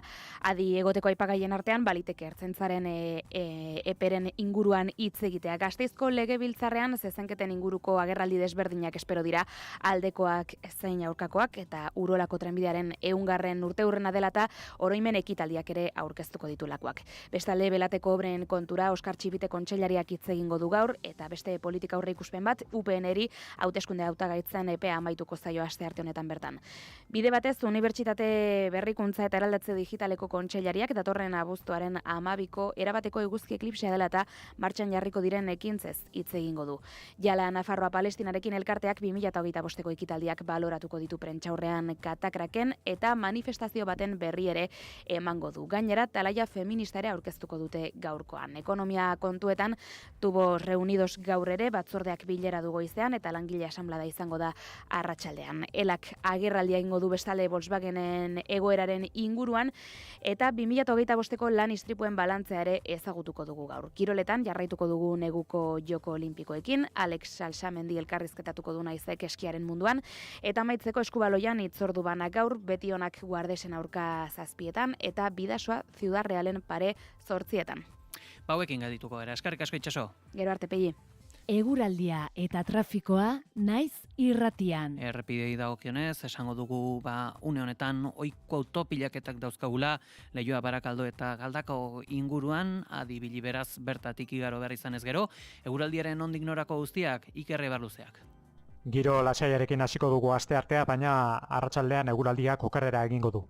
Egun sentian, bereziki lurraldaren iparekialdean, Nafarro ipar partean eta iparralden, eukizaparradaren bat edo beste izango bada ere, goizeko lehen orduan atertu egingo du, eta lurralde osoan giro lasaia nagusituko da goizean zehar, naiz eta zeruan hodeiak nagusi izan, arratsaldetik aurrera ordea edo eguerditik aurrera ordea, jada euri giroa nagusitzen hasiko da. Lehenbizi, eguerdi arratsaldeko lehen orduan zaparradatxo batzuk emango dira, bereziki iparekialdean, baina arratsalde erdian frontea sartuko da itsasotik barrena, eta orduan euriterako joera nabarmena hartuko du. Zaparradak iparraldetik hegoaldera mugituko dira, eta Kantauriar isurialdean gainera tarteka gogotik botako du. Azken orduetan hego isurialdean aterik geratuko da, baina euria isurialdera eta bereziki iparekialdera mugatuko da eta tarteka berriz ere gogotik botako du.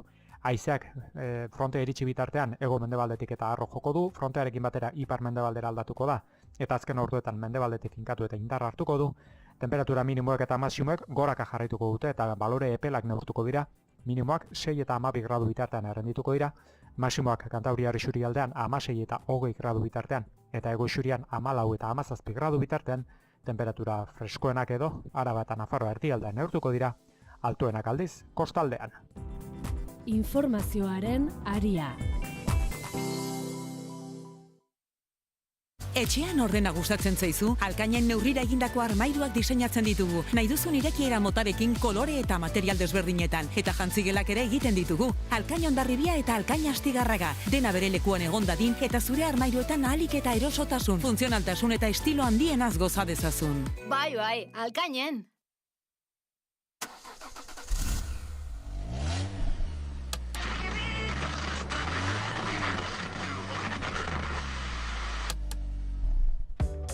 Irratia kotxean argi eta ozen entzun nahi duzu, 2 urratsetan egin dezakezu. Lotu mugikorra Bluetooth bidez autora. Joan, irratia.naiz.eu selbidera eta klikatu zuzenean entzun botoian. Egunon, goizeko 8 dira, ongi etorri Naiz Irratira. Lekornuren dimisioak estatu krisia... Naiz Irratia, 2 urratsetan, edonon eta kalitate ezin hobean.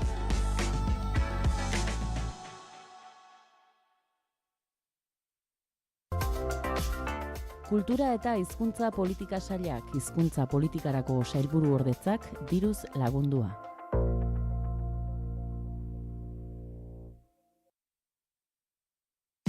Informazioaren aria, Naiz Irratia.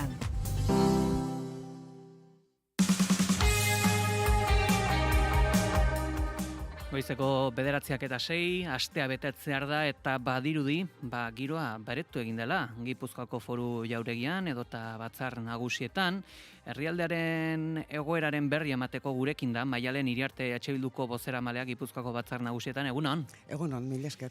Iraganden astean adierazpen jaurtiketa izan zen Jose Ignacio Asensio eta Ider Mendozaren artean, lidergo falta, ala leialtasun falta egotzi zioten elkarri. Batzar nagusietan abaritzen duzu, gobernu bazkiden harremana mikaztua dagoenik? Gipuzkoako gobernuan eta baita Euskal Herriaren zati honetan, ez da, AJ eta PS Euskadiko Ezkerraren arteko desenkontruak eta beraien arteko deskalifikazioak eguneroko ogi bilatu direla iruditzen zait. Uste dut, konfrontazio politikatik kolaborazio politikara pasa beharra dagoela, eta guk bai batari eta bai besteari gonbite hori egingo diegu berriro ere.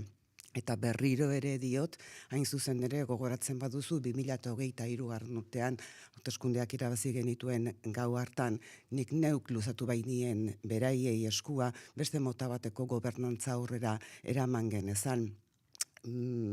Ez zuten erantzun ere egin. Orduan argi esan genuen PNV eta PSren arteko eredua agortua zegoela, eta gainera, beraien postuak, beraien boterea mantentzeko PP sartu zuten ekuazio hartan, ez da? Guk berriro ere berretsi egin nahi dugu konfrontazio politikatik, kolaborazio politikara pasa gaitezen Euskal Herria Bilduren eskua luzatuta dago. Atzo Arnaldo Otegik ere esan zuen mokoka ibilarren gobernuan bizirauteko aliantzak egin dituztela EAJak eta PSek, aipatzen zenuen, Gipuzkoako Foru Aldundiare horren adibidea dela, baina lan egiteko garaian, demagun, batzuekin kirolei buruz hitz egiteko, eskola kirolari buruz hitz egiteko, bestekin hitz egiteko gasunaz, tributuez hitz egiteko, horren aldea nabaritzen da, ezberdina izaten da, zerbait EAJarekin ala PSarekin landu behar izaten denean? Gaiaren arabera ere izaten da, ez da, kontuan izan beraiek iaia ezertan ez daudela azken bolara honetan ados, aiesaite izan da, Pasaiko portua izan da, etxe bizitzen inguruko nolabaiteko eztabaida antzua, eta antzua diot, besteak beste eztabaida izan dalako nortzegoen argazki batean edo norena zen titularra, ez da? Eta horren erantzuna izan da, ez dakin nork, ez dakin hori eskatu ziola argazkia.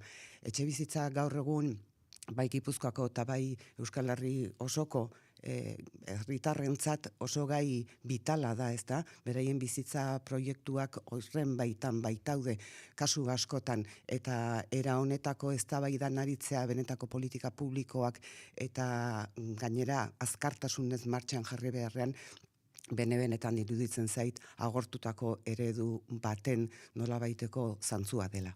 Hala ere, norbaitekin edota esparruzatzen batean sentitzen duzu lanketa horietan jarrera proaktibo edo langiro osasuntsuagoa dagoenik? Esaten dizut gaiaren arabera, adibidez Pasaiko portuaren inguruan adostasun puntu batera iritsi ginen Eusko Alderdi Jeltzalearekin, aiesa egiteren kasuan Alderdi Sozialistarekin iritsi ginen bezala, ezta? Baina nik uste dut kasu konkretuetan adostasunetara iristetik harago gaur egun eta 21. mendeak bere lehen laurdena ere bete du, ezta? Eta beste gobernantza modu batzuk behar ditugula. Hitzetik hortzera darabilte gobernantza kolaboratiboa eta gobernantza kolaboratiboa akordio puntualetatik harago dagoen beste zerbait da, ez da. Herritarrak ere zentroan jarriko dituena, herritarrei ere 4 urtetik behin baino gehiagotan galde egingo diena.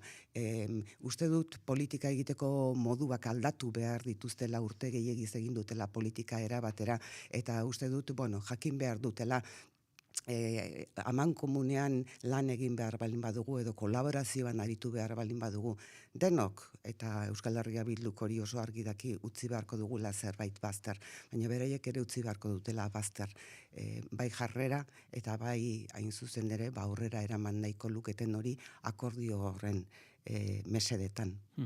Aipatu nahiko nuke zehazki, Aiesa enpresaren bueltako kalapita, PSek ala EH Bilduk eskatu zuten Kutxa Fundazioak honen erosketan parte hartzea, Podemos eta Eusko Alderdi Jeltzaleak ezetz, zergaitik izan beharko luke Kutxa Fundazioak parte hartzea Aiesaren erosketan?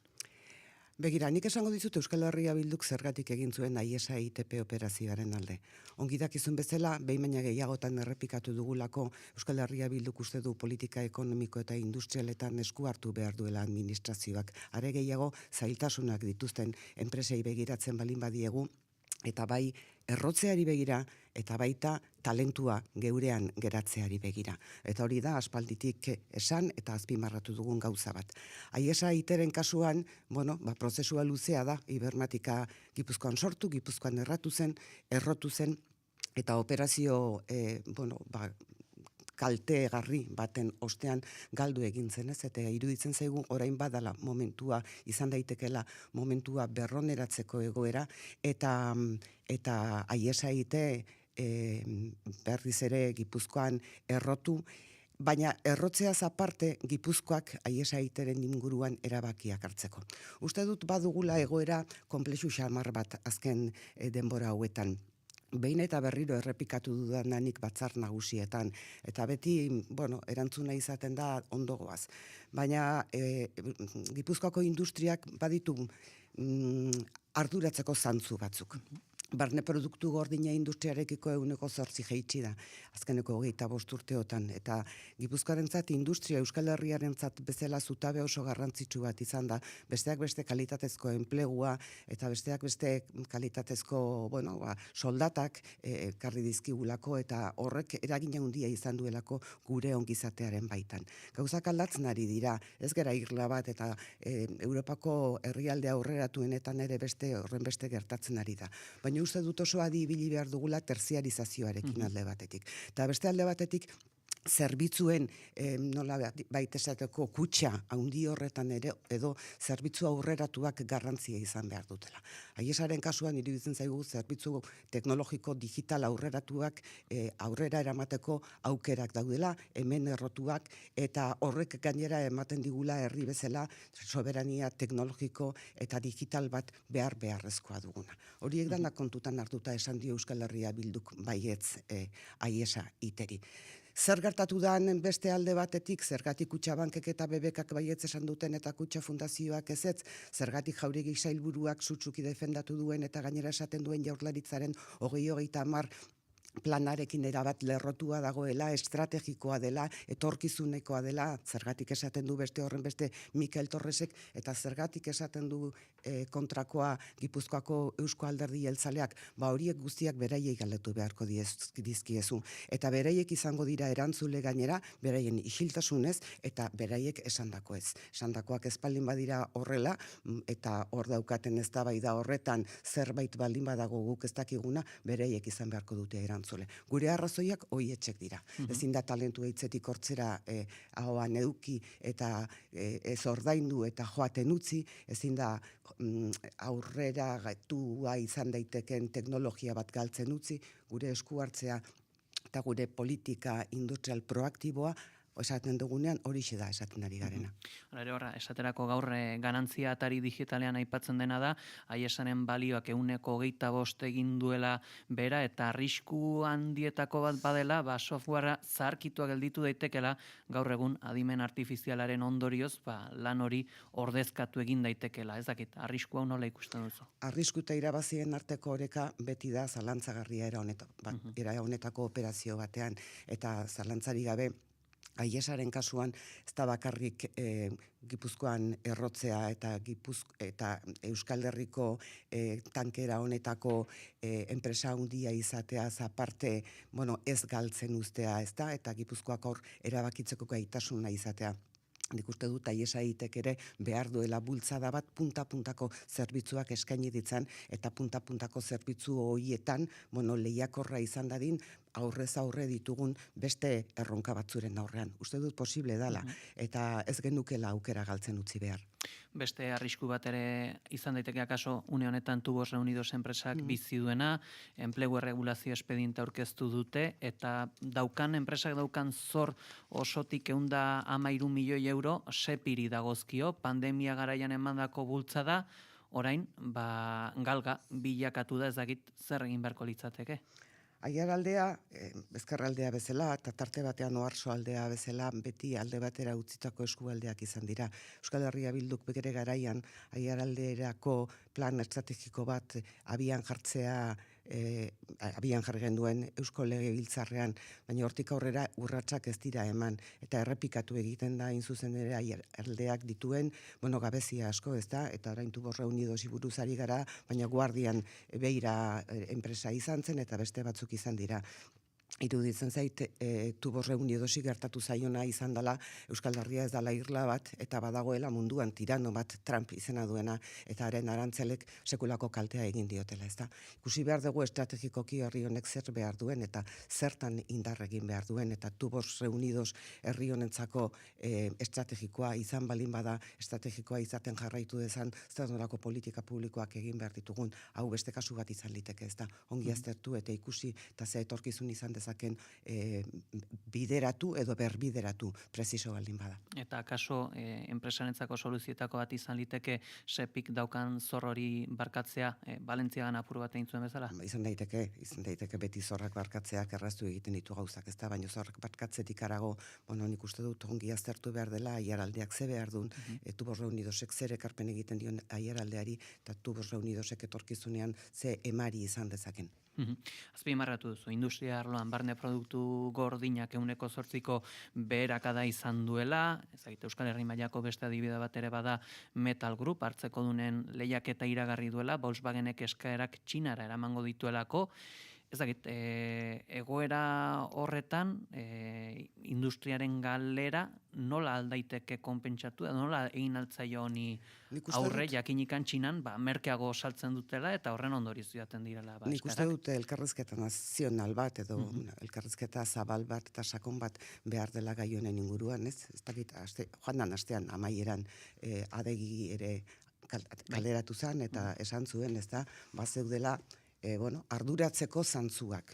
Egia da, normalean ekonomia ikutzen duten gai hauetan guztietan katastrofismoa ez dela oso bide lagun ona izaten, beldurrak egoera batzuk sortzen dituelako, baina adegik hau orain baino lehenago era esana zuen erreakzio beharra, ezta? Eta erreakzio behar hori nik uste dut politika kolaboratiboen bidez egin behar da lehen esan ditudan bezala, ez da. Elkarra hartu eta ikusi herri honek zer behar du estrategikoki, nola erantzun genezaioke munduak jartzen digun egoera honi, ez da. Uste dut herri honek beste momentu larri edo beste erronka handiak izan dituen momentutan jakinduela erantzuten, ez da. Eta jakinduela erantzuten eta jakinduela munduko herrialdea aurreratuenen pare egoten, baina uste dut bakoitzak berean aritu beharrean badirela zenbait gai, eta bat da industria eta bat da herri honen zutabe garrantzitsu eta ekonomiaren eta ongizatearen zutabe garrantzitsu hori izan denaren baitan, eseri, adostu, aztertu eta zen neurri hartu behar diran erabakitzea. Horretarako ez dakit lagungarri izango den politika gintzan zer nolako testu ingurua dagoen, hauteskundeak izan dira berriki Espainiar estatuko hainbat txokotan, nabaritzen duzu batzar nagusietan, ala udalerrietan aurre kanpaina giroa dagoenik? Batzuk hasi dute beraien haien aurre kanpaina, ez da? Besteak beste alkateak aldatu dituzte eta alkate horien promozioa egiten ari dira eta Donostia zari naiz. Edozein kasutan nik uste dut honetan oso serio izan behar dela, ez da? Nik beti esaten dut, 4 urtero kontratu egiten dugu herritarrekin eta kontratu hori bete egin behar da. Eta gu erakundeetan gaude kontratu hori betetzeko. Eta 2 urte lehenago hasten bagera beste gauza batzutan pentsatzen, uste dut kontratu hori betetzeko zailtasunak daudela. Herri honek beharra handiak ditu. Gipuzkoari begiratzen balin badiogu, industria hitz egin dugu, baina zaintzaren inguruan uste dut erabaki oso potoloak daudela hartzeko. Gipuzkoatik bakarrik hartuko ez ditugunak seguru aski, baina joan den ostegun larun batean zerbitzu sozialen inguruko ponentzia bat egiteko proposamena egin dugu legebiltzarrean, Nerea Kortajarrenak aurrera eraman duena, eta ezezkoa eman diotez. Uste dut badela gai bat behar duena guzion ekarria eta guzion emaria, ez da, badakigulako demografikoki aurrez aurre ze egoera izango dugun eta ze zaintza behar izango dituen herri honek, baina hortik harago guk uste dugulako edozein pertsonak bere bizitzan zehar zaintza beharrak balin baditu erantzun egin behar zaizkiola, eta gizartearen beste hanketako bat dela hori, ezta? Eta hori bezala hitz egin dezakegu, herri honek dituen beste zenbait erronkez, ez da izan daiteke euskara bera, izan daiteke kultura bera, izan daitezke 11 erronka, ezta? Uste dut gai horiei guztiei, transizio klimatikoa nola ez, uste dut baditugula erronka berriak, galdera berriak mai gainean pausatzen dizkigutenak eta erantzun berrituak behar dituztenak eta baditugula betiko erronkak, aldatzen joaten direnak eta egokitzen joan behar ditugunak, ezta? Eta uste dut, gobernantza berri hori esaten dudanean, mai gainean jartzen dudan beste ale bat da, gauzak bestera batera egiteko parada hartu beharko genukeela, ez da. Aipatu ditugu, gobernu bazkiek talka aurre kanpaina giro hau. Honek ez du politikagintzarekiko sinesgarritasuna krisi batean kokatzen? Nik uste dut politikagintza azkeneko urteetan nahiko sinesgarritasun falta handiarekin dagoela, eta zentzu horretan esango nizuke, Euskal Herrian, Euskal Herrian, Ipar Euskal Herrian ere bai, nahikoa ongi eusten diogula gauzak alik eta serioen egiteari, eta ez ditugula ikusten adibidez, Espainiako estatuan ikusten diren hainbat kalapita eta bar. Edozein kasutan, edozein kasutan gainera politikatik herritarrei erantzunak ematen ez balin bazaizkie, eta esaten ditugun horiek titular hutsetan geratzen balin badira, beti egongo da politika desprestigiatuta. Politikan gaude herritarrei, gure erkideei, erantzunak emateko. Lurralde bat dituen erronkei erantzunak emateko. Horretara etorri gara gu behintzat politikara. Eta kontuan izateko herritar bakoitzak, herri honetako edo lurralde honetako herritar bakoitzak dagoen tokitik egunero aurrera ateratzen duela herri hau. Eta gu gaudela, hain zuzen ere, lan horri gure eskua luzatzeko eta elkarrekin lan hori egiteko. Eta hori egiten ez dugun bitartean egingo da desprestigiatu eta gainera mezu sinpleak luzatzen dituzten, batez ere ultra eskuinak, ikusten ari gara bai Europan, eta bai Espainian, agian Espainian badauzka bere izgarri batzuk nire ustez azpimarratu genitzakeenak, ez da, zer nolako gorakada egingo duten. Uste dut ezkerretik, eta gure kasuan soberanismotik, eta herri bezala garen honetik, eta nazio izan nahi dugun honetik, eta erabaki egin nahi dugun honetik alternatibak eskaini behar dizkiogula herri honi. Badauzkagu erantzunak, badauzkagu alternatibak, dandanak ez dauzkagu, hor kokatuko nuke momentu honetan Euskal Herria bildu egiten ari den nazio elkarrizketa ere, ez da? Ehunka eta ehunka eragilerekin, ehunka eta ehunka pertsonekin biltzen ari gera. Sekulako ekarpenak egiten ari zaizkigun eragileekin biltzen ari gera. Gauzak oso argi dituzten pertsonekin elkartzen ari gara, asko ikasten ari gara, eta guk aldegun tamainan ere gai ezberdinen inguruan Euskal Herria bilduk zer mai gaineratzen duen, nola egin genezaken elkar lan hori ari gera lantzen, ez da? Eta uste dut badala modu interesgarri bat, herri hau egunero aurrera ateratzen duten eta dugun guztion artean elkarlan bat egiteko. Zu kazetaria zara, orain artean zure ibilbide profesionalean ikusi izan duzu noizbait politika gintzan maila honetan?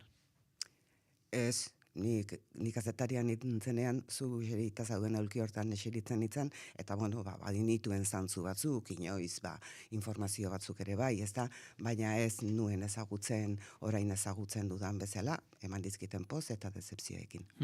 Eta ez dakite zerrendatu dituzu, egin behar ezberdinak, ikusita egin behar horiek daudela, eta horre zalaparta giroa baldin bago, ez dakit, pentsa daitekena agian kezkarako ikuspuntu bat izan daiteke, herritarrak hasiko dela batean sinisten teknokrazia batean eta kudeatzaile batean, kolorerik gabeko kudeatzaile batean? Nik ez dakit nola pentsatu dezaketen hori herritarrek, niretzako politika ez da neutroa, nik uste dut herritar bakoitzak egunero hartzen duen erabaki bakoitzak erabaki politiko bat duela atzean, ez da? Orduan, niri koste egiten zait hori ikustea. Nik bai pentsatzen dudana da, herritarrei eman behar zaiela ziurtasuna, ziurgabetasunaren tokian. Eta egunero gertatzen ari zaigu, ez orain adibidez, arazo konplexu eta kontsentsua zuen baten inguruan, adibidez, atxilotzen diren pertsonen nongotasuna ezagutu behar dugun edo ez. Ikusten dudana da ziurtasuna eman beharrean ziurgabetasuna ematen ari gerala. Eta arazo konplexu bati berriz ere PNV eta PSek arinkeriazko jarrera erakutsi diotela, ez da? Arinkeriazkoa ezberdina beraien artean, alderdi barruan ere ezberdina. Orduan uste dut gauzak egin behar direla, ezainbeste titular baterako, ezainbeste momentu batean, etekin politikoa emango dizulakoan, bezik eta herritarrei segurtasunak emateko, herritarrei bizi baldintza egokiak emateko, eta beraien bizitza proiektuak aurrera emateko. Bestela, herritarrei desafekzioa sortuko zaie, sortzen ari zaien bezala, ez da? Herritarrei erantzunak ematera, etorri gera ona, eta herritarrei erantzunak ematera beraiekin batera. Hau da, gu ez gera Delfoseko orakuloa.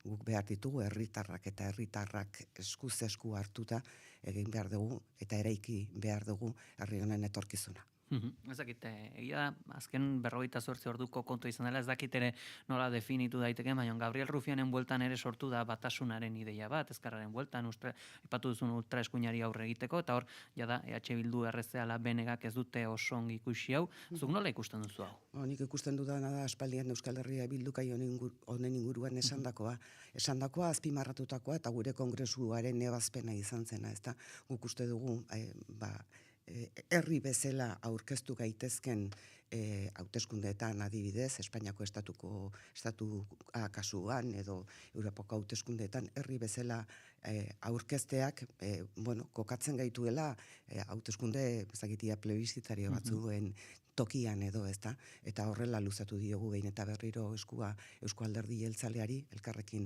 egin behar dugulakoan. Eta guretzat hain da garrantzitsua, gure kongresuko ebazpenera ere eraman genduela. Rufean buruz galetu didazunez, azken ordutan entzun ditudanak eta irakurri ditudanak kontutan hartuta gehiago iruditu zait, alde bakarreko kontu bat izan dela, agian mai gainera ekarri dezakena, nolabaiteko eztabaida intelektual interesgarria izan daitekeena, ezta? Baina Euskal Herria Bilduk zentzu horretan gauzak erabakiak dauzka eta proposatua eta gure kongresura ebazpen gisara jasoa ere bai.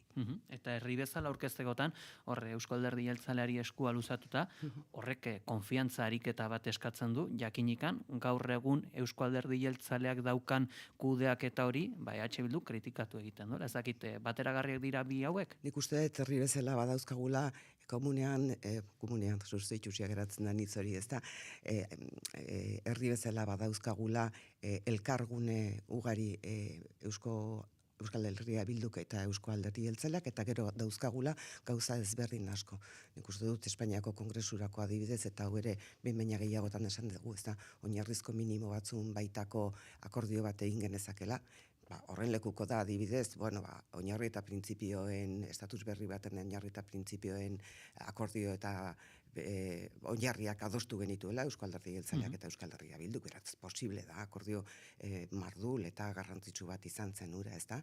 Eta orduan gauza batzutan ados gaudela eta ados gauden gauza bietan herri bezala aurrera egin genezakela. Gero badakigu beste zenbait gauzetan ez gaudela ados, baina nik uste dut oso ongi ezarri daitekela. Orain ezartzen dena, baina asko zero hobeto gainera, hontan ados gaude, hontan aurrera egingo dugu, eta ezberdin garen horretan, xestrari gabe eta deskalifikaziorik gabe eta desgobernurik gabe egin dezagun bide bat, ezta? Horregatik esaten dizun lehen konfrontaziotik kooperazio politikak egitera pasa behar dugula. Eta ezberdintasuna ez da kooperaziorako ataka bat, zailtasuna izan daiteke, baina ez da ataka bat. Badakigu zer nahi dugun herri bezala, nazio bat nahi dugu, erabakitzeko eskubidea izatea duen nazio bat nahi dugu, erabakitzea gure gaien inguruan, orain bere badira 1000 kontu, nork erabaki behar duen Madrilek, guk baditugu 1000 kontu oso argi daukagunak guk guretik, txikitik, gertutik, asko zere hobeto erabakiko ditugunak, sozialki eta ekonomikoki, asko zere hobeto erabakiko ditugunak, eta horretan ados gauden heinean egin dezagun horretan ados, eta egongo dira beste gauza batzuk, beste modu batera artikulatu beharko ditugunak. Hausnartuko dugu, ondorengo minutuetan ere kooperazioaren ideia horietaz, Maialen Iriarte Bilduko bozeramaileak Gipuzkoako Batzar Nagusietan, eskerrik asko, goiz honetan gurera harturatzeagatik. Mila esker zuei, eskerrik asko.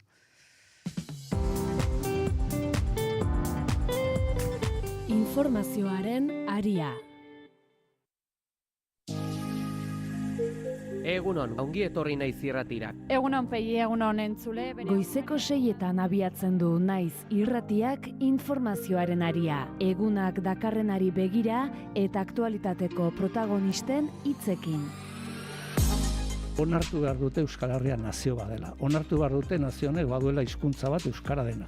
Eta onartu behar dute nazioek baditugula eskubide politikoak. Eta hortik hasten da eraikitzen omen denek nahi dugun akordio zabal bat autogobernuaren inguruan. Guk identitatea zaratago mugazgaindiko estrategiak ikusten ditugula gehiago aukera bat bezala zerbitzu publikoak adibidez eskaintzeko. Osakidetza ikurra, kolore berak, baina ez dire osakidetza zerbitzu zuzenak. Enpresa hortako buru, hor lan egiten duten langileen lanbaldintzak eskasak eta gure osakidetza gero eta aulago. Eta badakigu bai, alderdi batzuetan berdin Ipar Euskal Herriaren egoera ez zela onartzen, baina ezkarri nahi badu irabazia Ipar Euskal Herriuntan gu gira lehen indaga, EH Baikin, eta orduan bat egin behar dugu, bestela ez dugu lortuko. 2019an hauteskunde gau horretan nun entzun genuen agur aziron famatu ura, hori gertatu eta dolua egin genuen asteburu batean,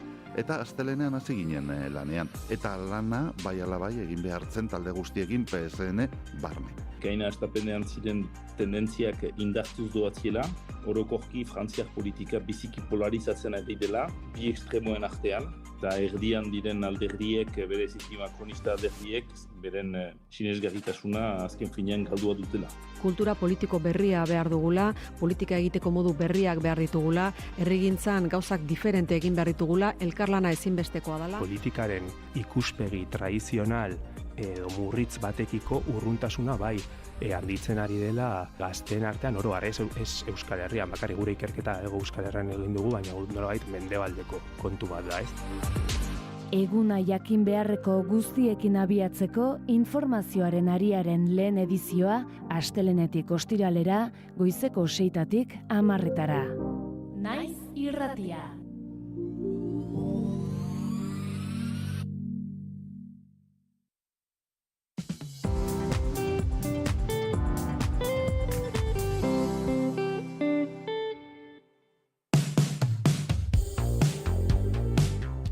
Beno goizako 9:30 pasata, aipatuko dugu politika gintza ondorengo minutuetan, ze akaso hemen gure erredakzio mailan eta baitare, herritar askoren ahotan dena da, etorkizunari nola aurre egin, ze horre esaterako, Maialen Iriartek aipatu digu eta proposatu digu, hor, herri bezala aurkeztearen ideia hori, Eusko Alderdi Jeltzaleari eskua luzatu zaiola, baina horrek aipatzen genion moduan, horrek konfiantza ariketa handia eskatzen du, gerora, kritikak ere badudelako, Eusko Legebiltzarren, eta noski, hor konplexua da,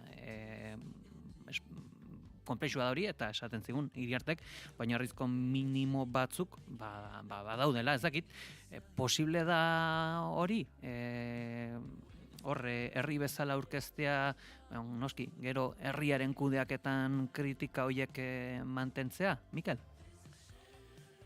Bai, nik uste dut baietz. Orain dela bizpairu urte garako editorialetan etengabe azpimarratzen zen, ez? Herri bezala definitu bertzela, zeintzu ziren kooperaziorako, edo berdefinitu bertzela, zeintzu ziren kooperaziorako eremuak eta zeintzu ziren lehiarako eremuak, ez?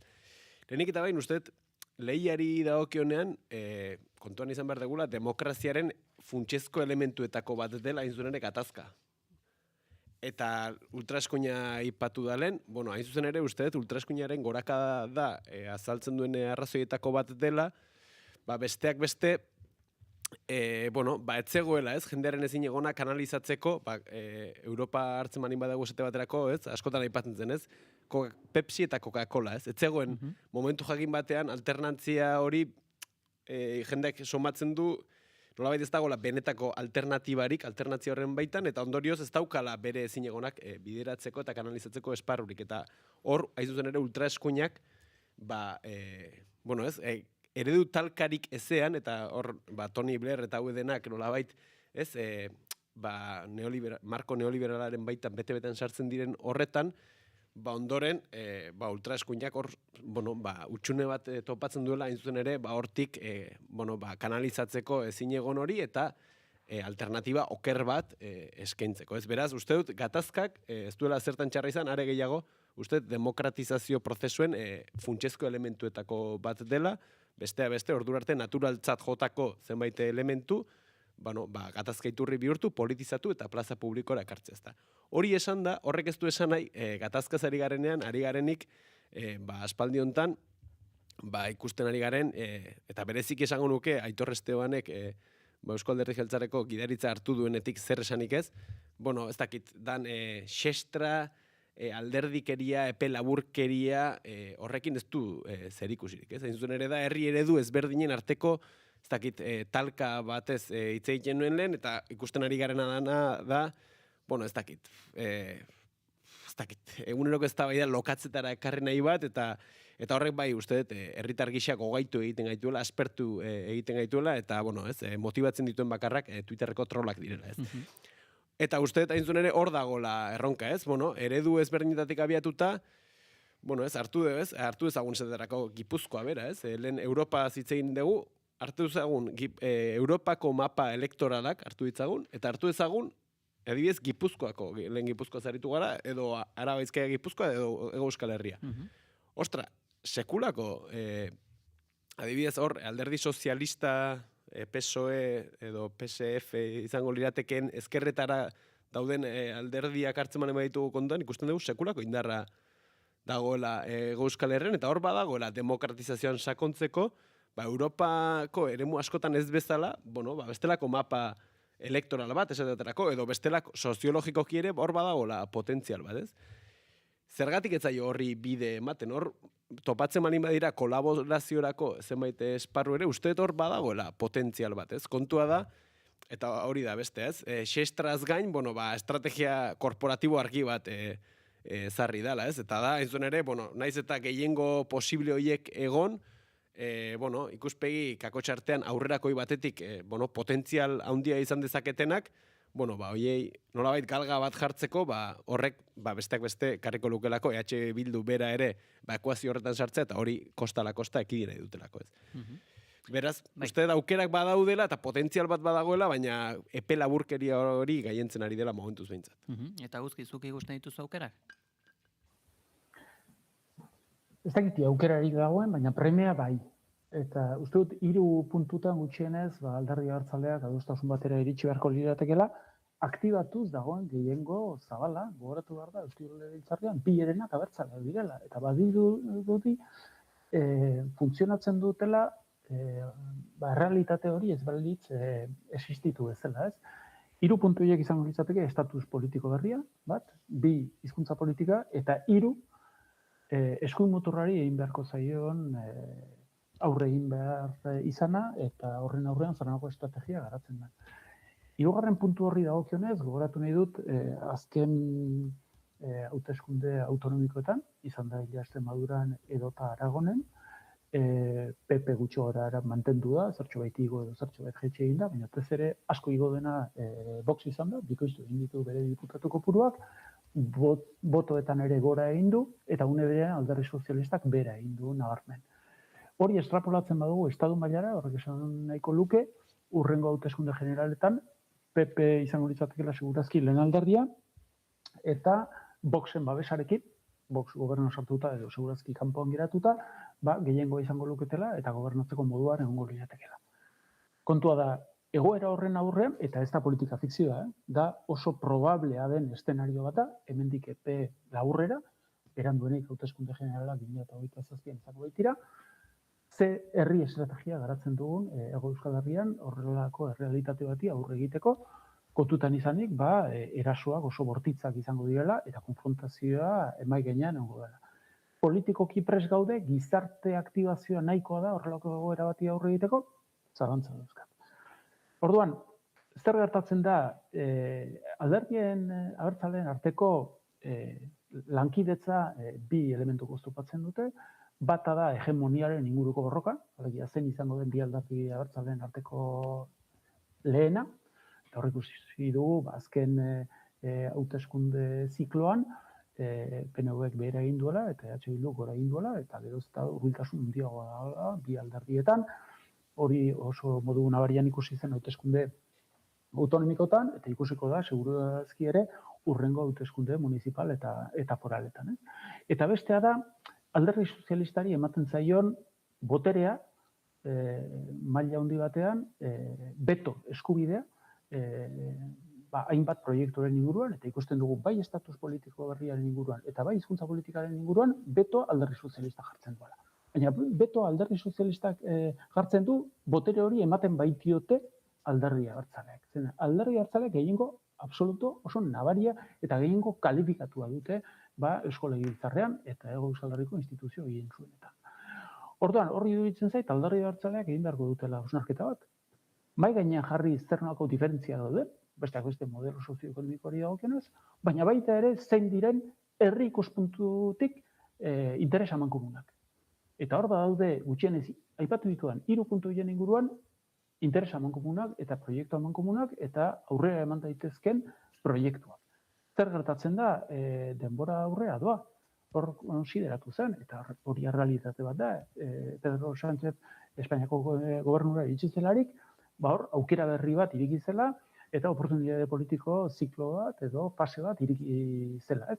Baina ziklo hori amaitzear doa, eta orduan denbora pasada, ja 8 urte pasa dira, ez da probestu azken finean aurrerapausoak emateko ez hizkuntza politikan eta ez estatus politikoari dagokionez, eta kontua da, ez bada aurrerapauso nabarmenik ematen laster, agian aukera hori itxi egingo da, Alderdi Popularra gobernura itzultzen da Madrilen Voxen babesarekin, eta hor beste eszenario baten aurrean aurkitzen dira. Beraz, iruditzen zait, herri ikuspegia nagusitu behar zaiala interes partidista sinpleari.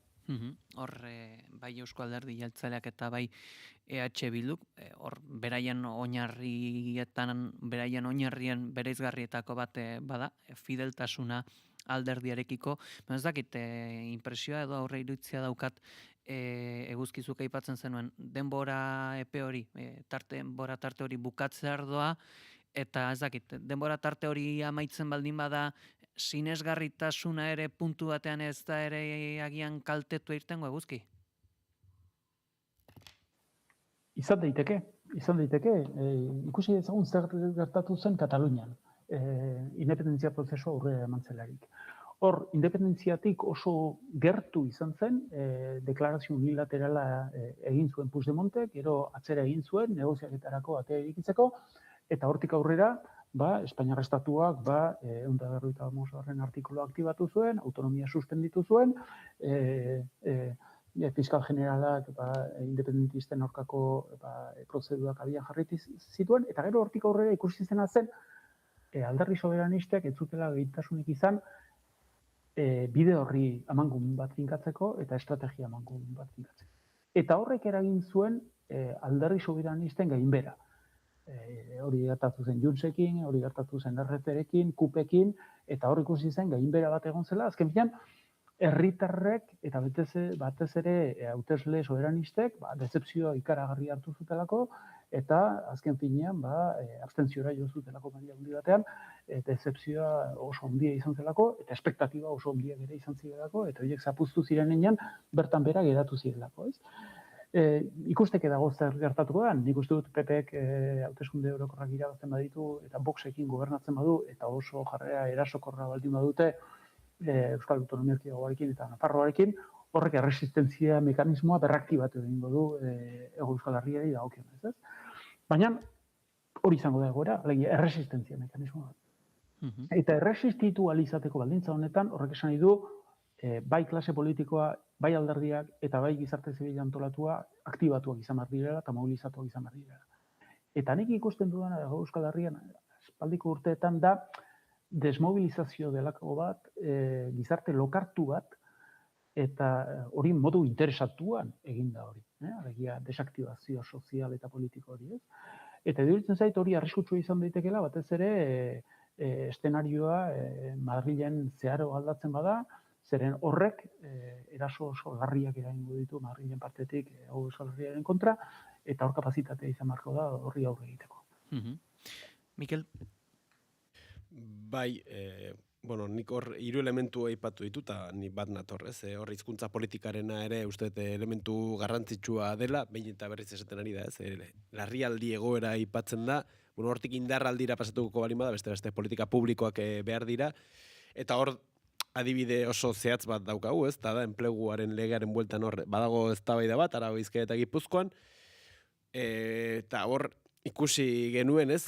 Nolako, zailtasuna dauden, oinarri naiz eta antzerako, ez, errimatzen zuten bi proposamen izan, ondoren, eta ikusiko da ze gertatuko den, baina hori nolabait operatibizatzeko, ez, gehiengo hori, ez.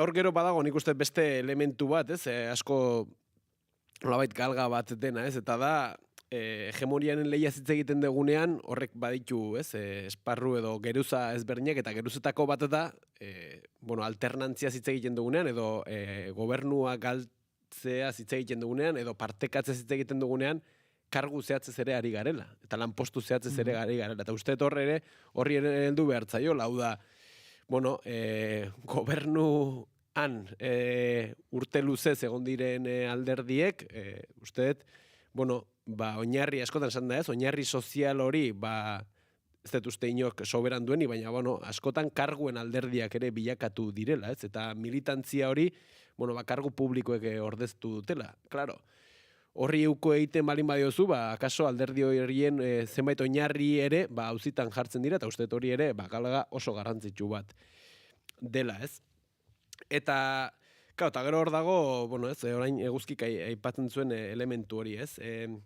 Kataluniako kasua aipatuta esaten zen, ez? Espektatiba oso handiak eta horren ondorioz dezepzio oso handiak. Nik Euskal Herrian, kasu honetan, ez dut ikusten espektatiba oso handirik dagoenik sozialki behintzat balizko estatus berri horren inguruan, baina uste ezinbestekoa dela, oinarri bat jartzea, hain zuzen ere, eguzkik aipatzen zuen berraktibazio horretarako ere, oinarri bat izan dadin gutxienik, estenatoki ezberdinen aurrean, alde batetik, baldin eta, lehenik eta behin, legegintzaldia, Espainiar Kongresuan legegintzaldia ez da amaitu, eta hor, nolabait, inziditzen jarraitu alizateko, uste dut momentu hontan, ez dakit, aurrera badirudi blokeo egoera batean dagoela, eta hor, uste dut, nahiko garbi ikusten dela, ez dago gehiengo bat ezkerreko ikuspegi bat duela itartan Junts eta PNV daudelako, eta hor ikusten dugu ze traba dauden,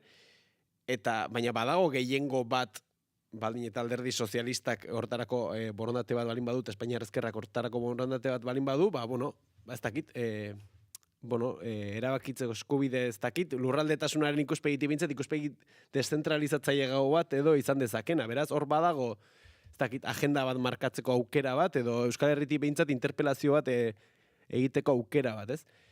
Eta aurrerantzean ere, PSOEk jarrituko balu, agenda hori maigainan jarri alizateko herri bezala, gaur egungo, ez, alderdi bezala egin ezkero ikusten dalako ez dagoela oinarri handirik, edo ez dagoela eragiteko gaitasun handirik, eta balizko PP Voxen gobernu baten aurrean ere, ez dakit, erresistentzia horretarako oinarri amankomun bat behintzat edukitzeko, ez? Beraz, usteet, hor dagoela erronka eta ez dakit ze gertatuko den. Bain zuzen, aipatuko dugu, gaurko albistea badela ere, Sumar, Komuns, Ezkerra Anitza eta Mas Madrilek hauteskunde orokorretara elkarrekin aurkezteko ekimena aurkeztuko dute otsailaren 21 formaziek ezkerreko espazioa berrabiarazi nahi dute eta albiste hau ere badator Rufianek Ezkerreko Batasunari buruz egindako ekitaldiaren iragarpenaren ostean. Lander. Sumar, Komuns, Ezkerra Anitza eta Mas Madrid alderdiak elkarrekin bat egiteko eta hurrengo hauteskunde orokorretarako koalizio berri baten oinarriak ezartzeko borondatea erakutsiko dute otsailaren 21 Madrilen egingo den ekitaldi batean. Erabakiaren berri eman duten iturriak Europa Presi adierazi diotenez. Koalizio gobernua osatzen duten lau alderdiek lankidetza harremanak estutu dituzte azken hilabeteetan eta modu diskretuan lan egin dute 2026ko lehen hilabeteetan PSOEren ezkerraldeko espazioa berrabiarazteko asmoa herritarrei erakusteko.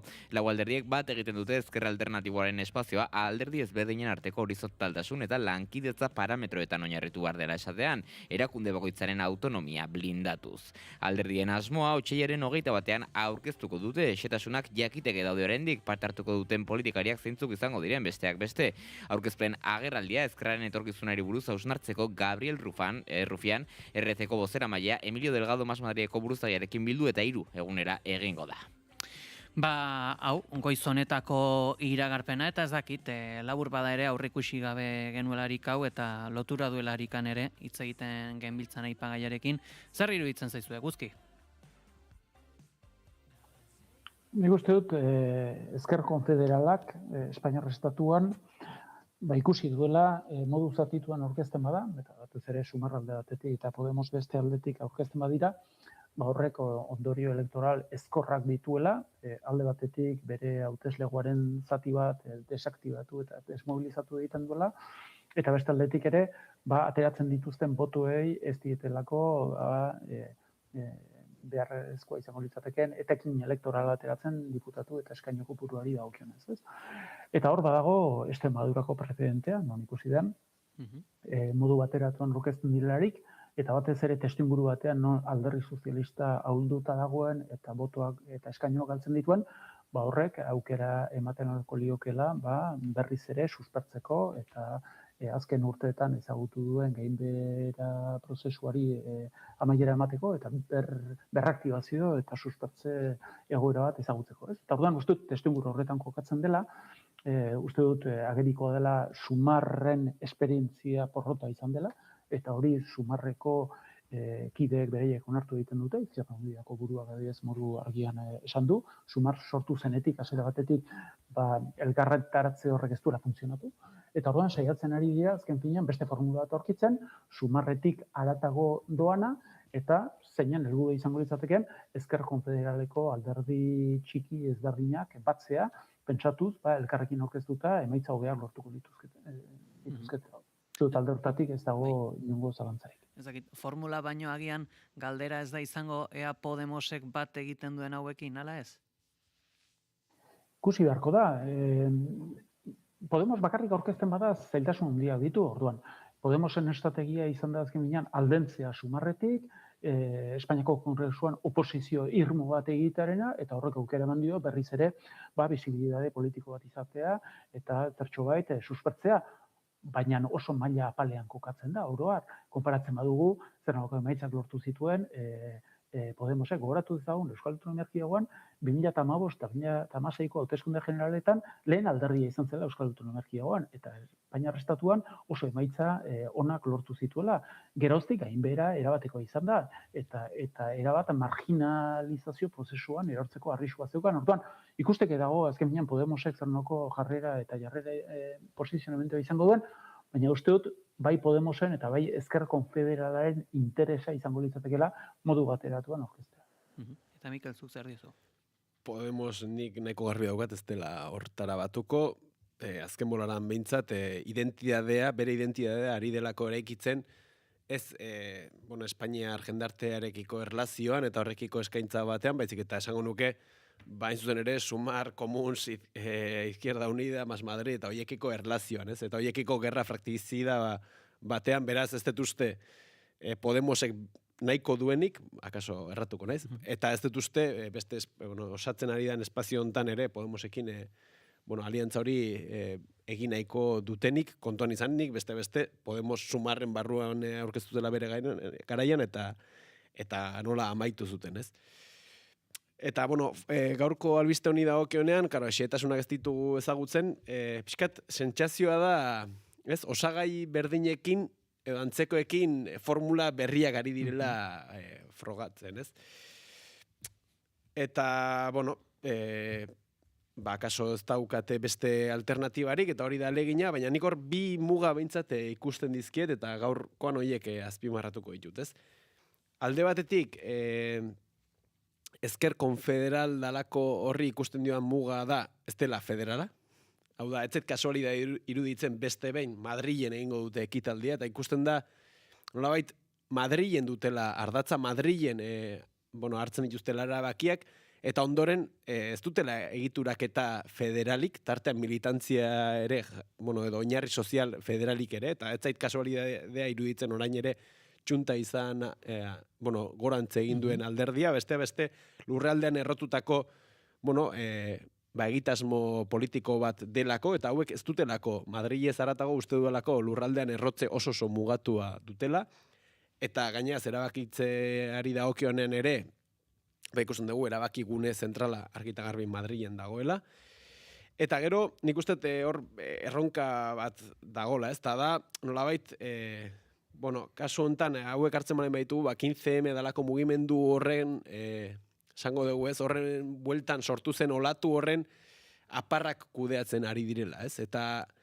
apar horien baitan, geratu diren, osagai horiek artikulatu nahian ari dira, hor geratu den sigla zopa hori bestera batera artikulatu nahian, baina kaso galdera, Espainiako Ezkerrak maigainan duen galdera da, apar hori nola edo ala kudeatza zarago, eta kontuan da, azken urteetan behintzat ez dutela oso ondo kudeatu, baina horrez haratago, zein dan beraien arteko erlazioa zarago, Espainiako herriari, Espainiar herritarrei, Estado Espainiako herritarrei, egingo dien eskaintza, ez? Nik uste hor dagoela, nola konbentzitu gehiengoak, eskotan hitz egiten da, ez? PSOEren ezkerretarako espazio hori berartikulatu nahi dutela, baina horrek, jada aldez aurretik kokatzen ditu, ez? Tablero politikoaren eskina batean, herri bezala zer da beraiek maigainan jarne duten proiektua. Nik uste hor dutela gabezietako bat, eta horri buruz gutxitxo hitz egiten dutela, eta gehiago hitz egiten dutela berain arteko xestrai buruz. Eta hor tartean, eta honekin amaituko dut, usteet, ikusten dugu, esate baterako Monika Garzia bera, osasun sailburu bezala, zer nolako herri edo nazio ikuspegia daukan, eta hizkuntza euskararekiko esatetarako zer nolako jarrera daukan, ezta? Beraz, usteet, benetako alternatiba izan nahiko badute, beste beraien nazio ereduari ere, hori ere berpentsatu beharko dutela, gainontzean, ikuspegi federal dena delako hori ere, ez dutelako bere egingo, ez? Beraz, usteet hor daukatela erronka nagusia. Oso denbora gutxi gelditzen zaigu, baina aipatu nahiko nuke, atzo hitz egin genuen Rufianen erronda horri buruz, eta nik aipatzen nuena zen, orratzi podermiko bat ote zen, prueba error egiteko iritzi publikoarekin, honen ostean gaur heldu da Sumar, Comuns, Ezker Anitza eta Mas Madriden albistea, beraien batasuna berretxiko dutela hauteskunde orokorrerarako, baina hor pixkat ikusten Twitter ere interesgarri izaten da behiratzea, eta Gabriel Rufienek bertsiokatu duen azkeneko txioak dio, akaso ez nabil osongi ulertzen, baina uste dut Gabriel Rufienen proposamena dela, ezker nazionalak elkarrekin aurkeztu daitezela beraien nazioetatik kanpo. Hau da, marka propio bat beraien herrialdetan eta batasunerako amankomuneko marka bat estatuan zehar, naiz eta hau ikustea eta sinistea kostatzen zaidan. Hau zion Carlos Linares txiolariak, Gabriel Rufienek bertsiokatu duna. Senatuan jada aurrekariantzeko edo zerbait badago. Grupo Parlamentario Izquierdas por la Independencia, Esquerra Republicana eta Euskal Herria Bildu, ez dakit, esperimentua, ez dakit, bote frontoko okurrentzia da, baina jakin nahiko nuke, zuek nola ikusiko zenuten alako batasun bat hauteskunde orokorretarako. Eguzki? Nik uste dut bi aukera daude, bata da ezkerreko frente zabalarena, eta hori da iruditzen zaite Rufianek berak osatuko lukena, eta bestea da alderdi abertzaleen arteko frente amankomuna. Eta bai, Hego Euskal Herrian lehenengo, eta gero, estatu mailan, abertzaleen arteko batasuna, Katalundarren, Euskaldunen eta Galiziarren artekoa, eta iruditzen zait, bigarren opzio hori hobe izango litzatekeela. Eta zuk, Mikel, zer diozu? Bai, bat egiten dut, ez dut oso ondo ulertu, proposamena da orduan, esatea darako, EH Bildu, RC, aurkeztea, ez dakit, hauteskunde orokorretara elkarrekin koaliziatzeko bat. Eta Rufian hautagai, ez da? Ez dakit. Bote frontoko ideia da besterik ez. Hain zen ere, lehen esatek hortatik, bertan erronka hor dago, eta gainaz, hain zuen ere, RC, bakoitzari bere neurria, baina, ikusten dugu EH Bilduren kasuan esatetarako, horrek funtzionatzen duela, da xunta aipatzen genuen, ez?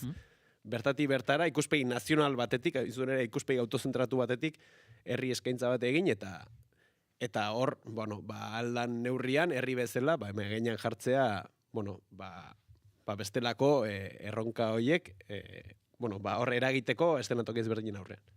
Niri ere zaila egiten zait hipotesi hau sinistea, baina, ez aipatzeagatik ez dadila izan. Goizeko 10 dira. Mikel Urdangarin eta Eguzki Urteaga, mila esker gurean izateagatik beste behin. Zue, mila esker. Berdin.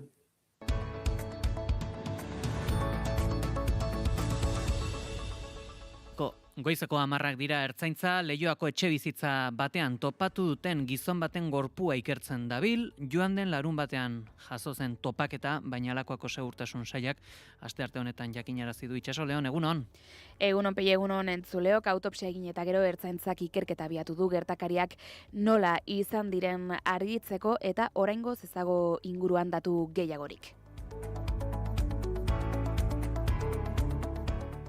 Bestalde, kontatu dizuegu Renfen eta Adifen deitutako greba bertan bera gelditu dela sindikatuek eta Moncloak lortutako akordioaren ostean. Espainiar estatuan izandako azken istripuen ondoren segurtasuna hobetzeko deitu zuten greba sindikatuek asteazkenera arte luzatzeko helburuarekin. Sektorean gehiengoa duten Komisiones Obrerasek, UGTek eta Semaf makinisten sindikatuak baieztatu dute akordioa. Ministerioak ziurtatu du langileen ordezkarien adierazpen eta aldarrikapenak bere egiten dituela eta sindikatuek historikotzat jo dute akordioa eta inbertsioan mantentze-lanetan eta plantillan hobekuntzak egingo direla ziurtatu dute. Aurretik Renfeko iturriak jakinarazi zutenez ezarritako gutxieneko zerbitzu ia guztiak bete dira, eragina dezentekoa izan da 150 bueltakoa Hego Euskal Herriko tren zerbitzuetan.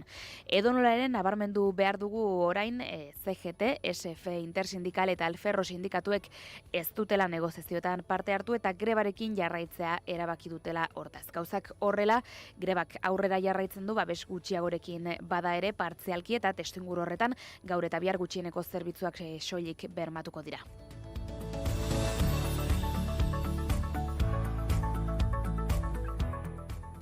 Eta kultura aktualitateak ere utzi digu aipamen bat, Izaro Andres musikariak disko berria iragarri du abendurako, Arkitektura. 2 bihotzekin egin duen lehen diskoa da, ordun baitago maila biharra. 2027ko urtarrilaren 23an abiatuko du bira berria Irungo Fikoban. Sare sozialetan aurreko egunetan tantak aurreratzen joan zen aro berri honen iragarpena, Televisión Espainolako La Revuelta saioan egin du Izarok. Bere haurdunaldiare partekatu nahi izan du publikoarekin eta horretaz mintzatu da lehendabizi, ia 7 hilabeteko dagoela esan du, baita neskatua izango dela ere, abesterakoan ere haurdunaldiak eragiten diola aitortu du, ez sormen alorrean, baina bai abesterako orduan diafragmaren kontuak tarteko. Disko berria arkitektura helduden abenduan kaleratuko du eta horrekin batera bira berria abiatu 2027ko urtarrilaren 23an esan bezala Irungo Fikoba aretoan. Dagoeneko jarri dituzte sarrerak salgai 49,50 euroan. Programan parte hartu baino minutu batzuk lehenago egin zuen publiko disko berriaren promozio bideoa. Amaren sabelean dagoen haur baten bihotzaren taupadekin batera, harria egurrak sokarekin tira sekula ezerraiki, soilik egonaz begira hitzak entzuten dira. Naturari, bizitzaren sorrerari eta bertatik eraikitzeari erreferentzia eginez.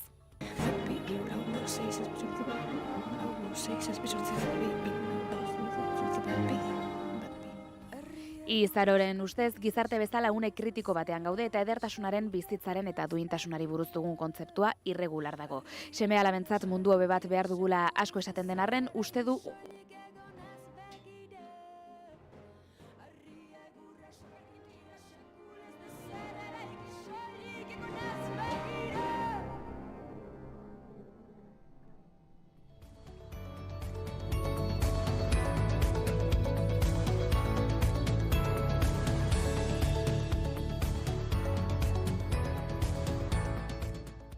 Eguraldia eta trafikoa naiz irratian.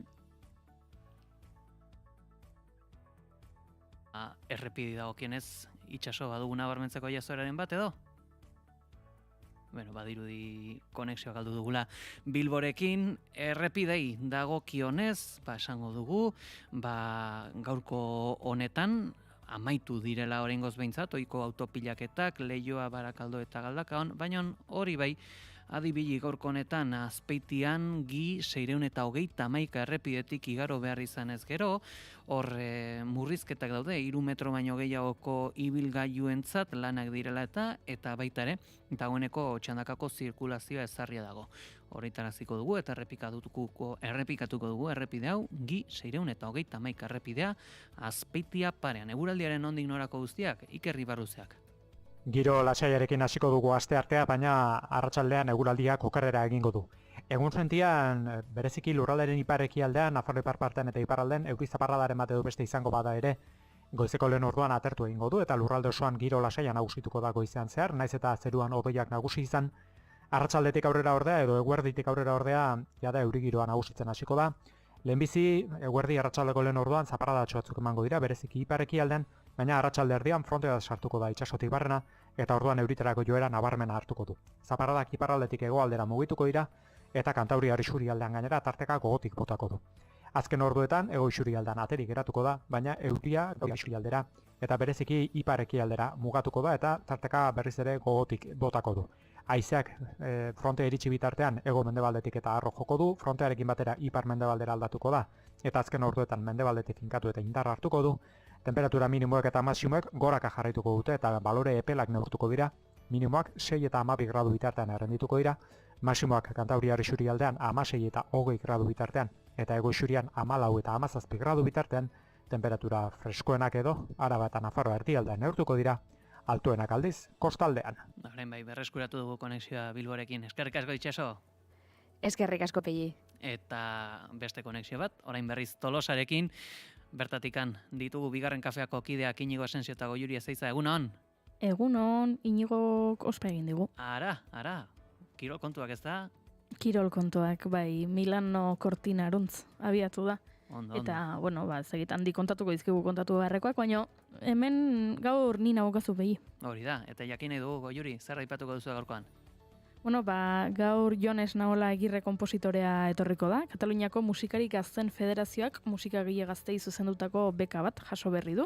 Eta horren inguruan ariko gara, eta oso musika girotik arituko gara, ze eneko kontatu berdizkigu oraindik beraien abestiak gustatzen etzaizkien musikarien zerrenda, lehenengo atala egin genuen, eta bigarren atala egiteke daukagu. Eta Julen Unanue Euskal Eduki sortzailea ere etorriko da. Ez dakigu zertaz hitz egin nahi duen, baina abixatu digu, hautsak arotzera datorrela, eta eztabaida sortu nahi duela gure artean. Beraz, ikusiko dugu, zer dakarren. Ea, saioa bixiduan. Eskerrik asko, Goiuri. Zuri. Eta gure partetik besterik ez, joateko tenore aldu zaigu. Ondo segi, aio. Naiz irratia.